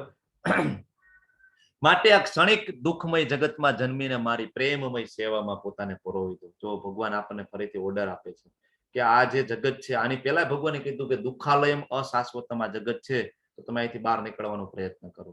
તો ભગવાન એ સલાહ આપે છે કે કોઈ ઊંચી જાતિ, નીચી જાતિ, રાજા, રંક, બ્રાહ્મણ, શુદ્ર ગમે તે હોય, તમે ખાલી પ્રયત્ન કરી દો, ધામમાં હું તમને લઈ જઈશ. બરાબર. તો આ જગતની અંદર લોકોના અલગ કે અનેક પ્રકારના વર્ગીકરણો છે. બરાબર. પણ ભગવાન કહે છે કે આ જગત કોઈ માટે સુખમય નથી, ક્ષણિક છે અને આ દુઃખમય જગત છે. અનિત્યમ અસુખમ લોકમ, ભગવાન આ શ્લોકમાં લખે છે અનિત્યમ અસુખમ, ક્ષણભંગુર છે, દુઃખમય છે. બરાબર. એટલે કોઈ ડાયા માણસોને રહેવા લાયક આ જગ્યા નથી. પ્રભુપાદજી ભાવાર્થમાં લખે છે કે કોઈ ડાયા માણસોને રહેવા માટે આ જગ્યા નથી, કારણ કે અનિત્ય છે, ક્ષણભંગુર છે. હવે માયાવાદી એવું હોય ને એમ કે બ્રહ્મ સત્ય જગત મિથ્યા. જગત મિથ્યા નથી, જગત છે જ, આપણા માટે બનાવેલું છે, મિથ્યા નથી, પણ અનિત્ય છે અને ક્ષણભંગુર છે. આ આપણે યાદ રાખવું પડે. બરાબર. અર્જુનજીનો જન્મ તો સંત અને રાજવી પરિવારમાં થયેલો હતો. બરાબર. ખૂબ તપસ્વી હતા. તો ભગવાન એને પણ કહે છે કે મારી સેવામાં લાગી જા અને મારા ધામમાં આવી જા. અહીંયા જો બાજુમાં બલિ રાજા છે, આ તમે ફોટો જોવો છો, રાક્ષસ કુળમાં. બરાબર. એમના ગુરુ શંકરાચાર્ય એને ના પાડે છે, છતાં બલિરાજા કે નહીં નહીં, વામન દેવ છે, મને ખબર છે કે યોગ્ય વ્યક્તિ છે, યોગ્ય સમય છે, યોગ્ય સ્થળ છે, અને મારા દાદા તો પ્રહલાદજી છે, હું પીછેહટ કેમ કરું દાન કરવામાં? ભગવાનને કહે છે માગી લો ભગવાન જે જોઈ તે. વામન દેવ કે ખાલી 3 ડગલા જોઈએ. બરાબર. તો ભગવાન કે ગમે તે કેટેગરી હોય, રાક્ષસ કેમ ના હોય, મારી ભક્તિમાં પુરવાઈ જાય, હું એને પણ લઈ જાઉં. તમે રામાયણ વાંચો, વાલ્મીકી રામાયણ, તો શ્રીરામજી કે છે આટલું બધું થઈ જાય છે ને, છેલ્લે શ્રીરામજી એમ કે છે કે રાવણ ખાલી એક વખત આવીને મારી ક્ષમા માગી લે ને, બરાબર, તો શ્રીરામ કે છે કે હું એને ક્ષમા કરી દઈશ. ખાલી એક વખત આવીને એમ કે ને કે શ્રીરામ મારી ભૂલ થઈ ગઈ. બરાબર. ભગવાન આટલા દયાળુ છે, શ્રીરામ આટલા કૃપાળુ છે, કૃષ્ણ છે આટલા દયાળુ છે. બરાબર. એટલે આ જે વર્ગીકરણ આપણે જોઈએ એમાં કોઈ તફાવત નથી. બરાબર. અહીંયા બાજુની આ જે ઘટના છે, આ કઈ ઘટના છે? આ જે ફોટો, આના પછી એક જ શ્લોક છે. આ જે ફોટો છે એ કઈ ઘટના છે? જગાઈ મધાઈની. જગાઈ મધાઈ. Yes, exactly. કલ્પા માતાજી, થેન્ક યુ. જગાઈ મધાઈ. બરાબર. જગાઈ મધાઈ છે એ અધમ હોય છે, ઉચ્ચ કુળમાં જન્મ હોવા છતાંય ખૂબ ખરાબ કામ કરે છે. અદ્વૈત પ્રભુ, સોરી, નિત્યાનંદ પ્રભુ જાય છે, ખૂબ બનાવે છે, પણ એને એક વખત મારવાની કોશિશ કરે છે, ઠીકરું કે પથ્થર કંઈક મારે છે, અને નિત્યાનંદ પ્રભુ જે બ્લુ કલરની ધોતીમાં છે ને, એ નિત્યાનંદ પ્રભુ છે, બલરામજી, તો એમને લાગી જાય છે અહીંયા. અને આ વાતની ખબર પડે છે ચૈતન્ય મહાપ્રભુને. ચૈતન્ય મહાપ્રભુ દોડીને ત્યાં જાય છે અને પહેલી વખત એટલો ક્રોધ કરે છે કે આહવાન કરે છે સુદર્શનનું. તમે જો એની પાછળ નારાયણ પ્રગટ થાય છે, આહવાન કરે છે સુદર્શનનું, અને સુદર્શન આવી જ ગયું હોય છે, પણ નિત્યાનંદ પ્રભુ કે પ્રભુ, બરાબર, અમને છોડી દો. આ કળિયુગ ચાલે છે અને તમે બધાને જો વધ કરવાનું કરશો, સુદર્શન છોડશો ને, તો તમારે બધાના ગળા કાપી નાખવા પડશે. અહીં બધા પાપીઓ ભેગા થયા છે પ્રભુ. તમે આ અવતાર, ભગવાન તમારો જે અવતાર છે ને, એ અસુરોનો વધ કરવા માટેનો અવતાર નથી. તમારો કૃષ્ણજી તરીકે અવતાર થયો, તમે અસુરોના વધ કરી દીધા. કંસ, શિશુપાલ, શ્રીરામ તરીકે પ્રભુ તમે આવ્યા, તમે રાવણના બધાના કેટલા બધા અસુરોનો વધ કરી નાખ્યા. બરાબર છે ભગવાન, પણ ભગવાન તમે યાદ કરો કે આ તમારો જે અવતાર છે ને એ તમારો ભક્ત અવતાર છે. તમે ફરીથી યાદ કરો. નિત્યાનંદ પ્રભુ યાદ દેવડાવે છે, એટલે એ શાંત કરે છે સુદર્શનને, અને જગાઈ મદાઈને માફ કરે છે. તરત જગાઈ મદાઈ છે ભગવાનની દિવ્ય ભક્તિમય સેવામાં લાગી જાય છે. ભગવાન આટલા દયાળુ છે, આટલા કૃપાળુ છે. હવે છેલ્લો શ્લોક, મનમના ભવ મદ ભક્તો મધ્યાજી મામ નમસ્કુરુ મામે વેશ્યસી યુક્તે આત્મનમ મતપરાયણ. 4 એક્ટિવિટી ભગવાન આ કરવાનું કે છે. ખૂબ ઇમ્પોર્ટન્ટ શ્લોક છે. સેમ ઉપરની જે લીટી છે એ 18મા અધ્યાયના 65મા શ્લોકમાં ફરીથી રિપીટ થાય. મનમના ભવ મદ ભક્તો મધ્યાજી મામ નમસ્કુરુ. તારા મનને મારામાં નિત્ય ચિંતનમાં પરોવી દે. મારો ભક્ત થા મધ્યાજી, બરાબર, મદ ભક્તો મધ્યાજી મારી પૂજા કર, અને મામ નમસ્કુરુ મને નમસ્કાર કર. બરાબર, મારામાં સંપૂર્ણ રીતના તન્મય થઈ તો તું નક્કી મને પ્રાપ્ત કરીશ. મતલબ કે તું મારા ધામમાં આવી શકીશ. મનમના એટલે ભગવાન કે મન લગાડો, મારું ચિંતન કરો. અરે ભગવાન, મારું મન ક્યાં ક્યાં લાગેલું છે, તમારામાં મારું મન ક્યાં લાગે? ભગવાન તમે કયો ને, તમારા સિવાય જ્યાં લગાડવું હોય ને ત્યાં હું મારું મન લગાડી દઉં. પણ ભગવાન તમારામાં મારું મન લાગતું નથી. હું માળા કરું ભગવાન, નામ તમારું બોલું છું, પણ તોય મારું મન તમારામાં લાગતું નથી. ભગવાન કે ઠીક છે, તો મારો ભક્ત બની જા. બરાબર, મન નથી લાગતું તો મારો ભક્ત બની જા, અને એટલી સારી ઇન્દ્રિયો લગાડ. બરાબર, તું મને ભોગ ધરાવ. બરાબર, જપ કરી દે. બરાબર, તું મોઢેથી બોલી તો શકીશ ને, ભલે મન નથી લાગતું, જપ કરી દે. કાનથી તું સાંભળવાનું રાખ, મારી સેવા કર. મન પછી ઓટોમેટિક ધીમે ધીમે ધીમે લાગી જશે. ભગવાન મારાથી આ પણ નહીં થાય. તમે કયો એનો ભક્ત બની જાઓ ભગવાન. હું મોદીજીનો ભક્ત બની જાઉં, રાહુલજીનો ભક્ત બની જાઉં, હું ક્રિકેટરોનો ભક્ત બની જાઉં, પણ ભગવાન તમારો ભક્ત મારાથી બનાતું નથી. ભગવાન કે ઓકે, તો હવે મારી પૂજા કરી શકીશ મધ્યાજી? ભગવાન પૂજાની તમે વાત કરો છો, મારાથી તો પૂજા નહીં થાય. મારી પૂજા તો ક્યાંક બીજે જ રહે છે ભગવાન. હું અત્યારે એની પૂજા કરું છું. ભગવાન તમારી પૂજા મારાથી નહીં થાય. ભગવાન કે છે કે નાલાયક માણસ, હવે તારાથી નમસ્કાર તો થશે ને. આ 2 હાથ જોડવાના છે ખાલી આ રીતના, અને બસ થોડુંક આમ માથું નીચે કરવાનું છે. મને તું નમસ્કાર કરી શકીશ કે નહીં? બરાબર, ભગવાન કે સારું. બરાબર, માણસ એમ કે છે સારું ભગવાન, હવે તમે કયો છો, તમે શું યાદ રાખશો, ચલો નમસ્કાર કરું છું. ભગવાન છેલ્લે કે છે નાલાયક, તારાથી એટલીસ્ટ નમસ્કાર તો થશે કે નહીં? નમસ્કાર કર. બરાબર, નમસ્કાર કરીશ ને, એમ કરતા કરતા તું મારી પૂજા કરીશ ને, એમ કરતા કરતા ભક્ત થઈ જઈશ ને, એમ કરતા કરતા મારામાં મન લાગી જશે. બરાબર, એટલે નમસ્કાર કરવાનું ભગવાન કે તું ખાલી ચાલુ કરી દે, 2 હાથ જોડ ને બસ મને નમસ્કાર કર. પછી તું મારી લીલા જો કે હું તને મારી પાસે કેમ લઈ આવું છું ધીમે ધીમે ધીમે ધીમે. પણ આપણે તો નમસ્કાર નથી કરવો, આપણે મંદિરે નથી જવું, પૂજા નથી કરવી, ભક્તિ નથી કરવી. બરાબર, ભગવાન કે છે દુઃખાલયમ અશાશ્વતમ. બરાબર, દુઃખાલયમ છે, સુધારા ગ્રહ છે. સુધરી જાઓ તમે બધા. આપણે શું કહીએ કે હમ નહીં સુધરેંગે. ભગવાન તમે ભલે ગમે એટલું કહો ભગવદ્ ગીતામાં, અમારે સુધરવું જ નથી, અમારે અહીંયા જ રહેવું છે. તો ભગવાન અર્જુનને કહી દે છે 18મા અધ્યાયમાં કે અર્જુન, તારે મેં તને આખું ભગવદ્ ગીતાનું જ્ઞાન આપી દીધું, હવે તારે જે કરવું એ કર. તો ભગવાન પછી આપણને કહી દે કે ઇટ્સ ઓકે ભાઈ, મારે તમને સમજાવવાનું એટલું સમજાવી દીધું, તમારે જે કરવું હોય તે કરો. બરાબર, જો ભગવાન ઉભા છે, કેટલું સુંદર મનમોહક પિક્ચર છે. પાછળ તળાવ છે, એમાં હંસો છે. આ બધા પિક્ચરો જોઈ તો આપણને ખૂબ પ્રેમ થાય ભગવાન પ્રત્યે. તો ભગવાન વિશે વિચારવું, એનું ચિંતન કરવું, આપણી પોતાની જાતને એમાં વ્યસ્ત રાખવી, ભગવાનના ભક્ત બની, ભગવાનના દર્શન કરીએ, પૂજા કરીએ, તો આપણે ભૌતિક વિશ્વમાંથી આપણે મુક્ત થઈ શકીએ અને આપણે કૃષ્ણજીના શરણોમાં જઈ શકીએ છીએ. આ સાથે આ ચેપ્ટર અહીંયા પૂર્ણ થાય છે.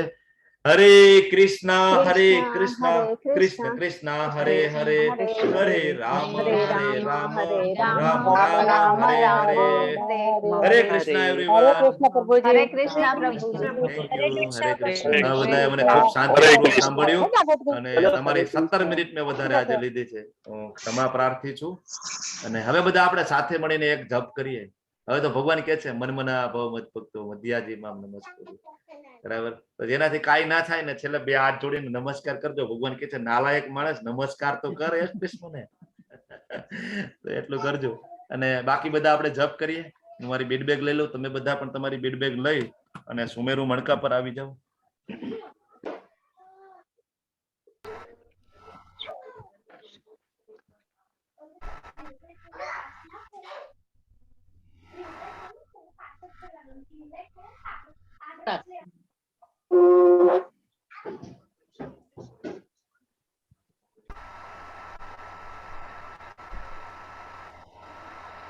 ઓકે, સુમેરુ મણકા પર આવી જાઓ. જેને હજી બીડ બેગ નથી લીધી, પ્લીઝ બીડ બેગ લઈ લો. ભગવદ્ ગીતાની તમારી કોપી લઈ લો, એક તુલસી માળા લઈ લો, એક સાક્ષી માળા લઈ લો. બરાબર.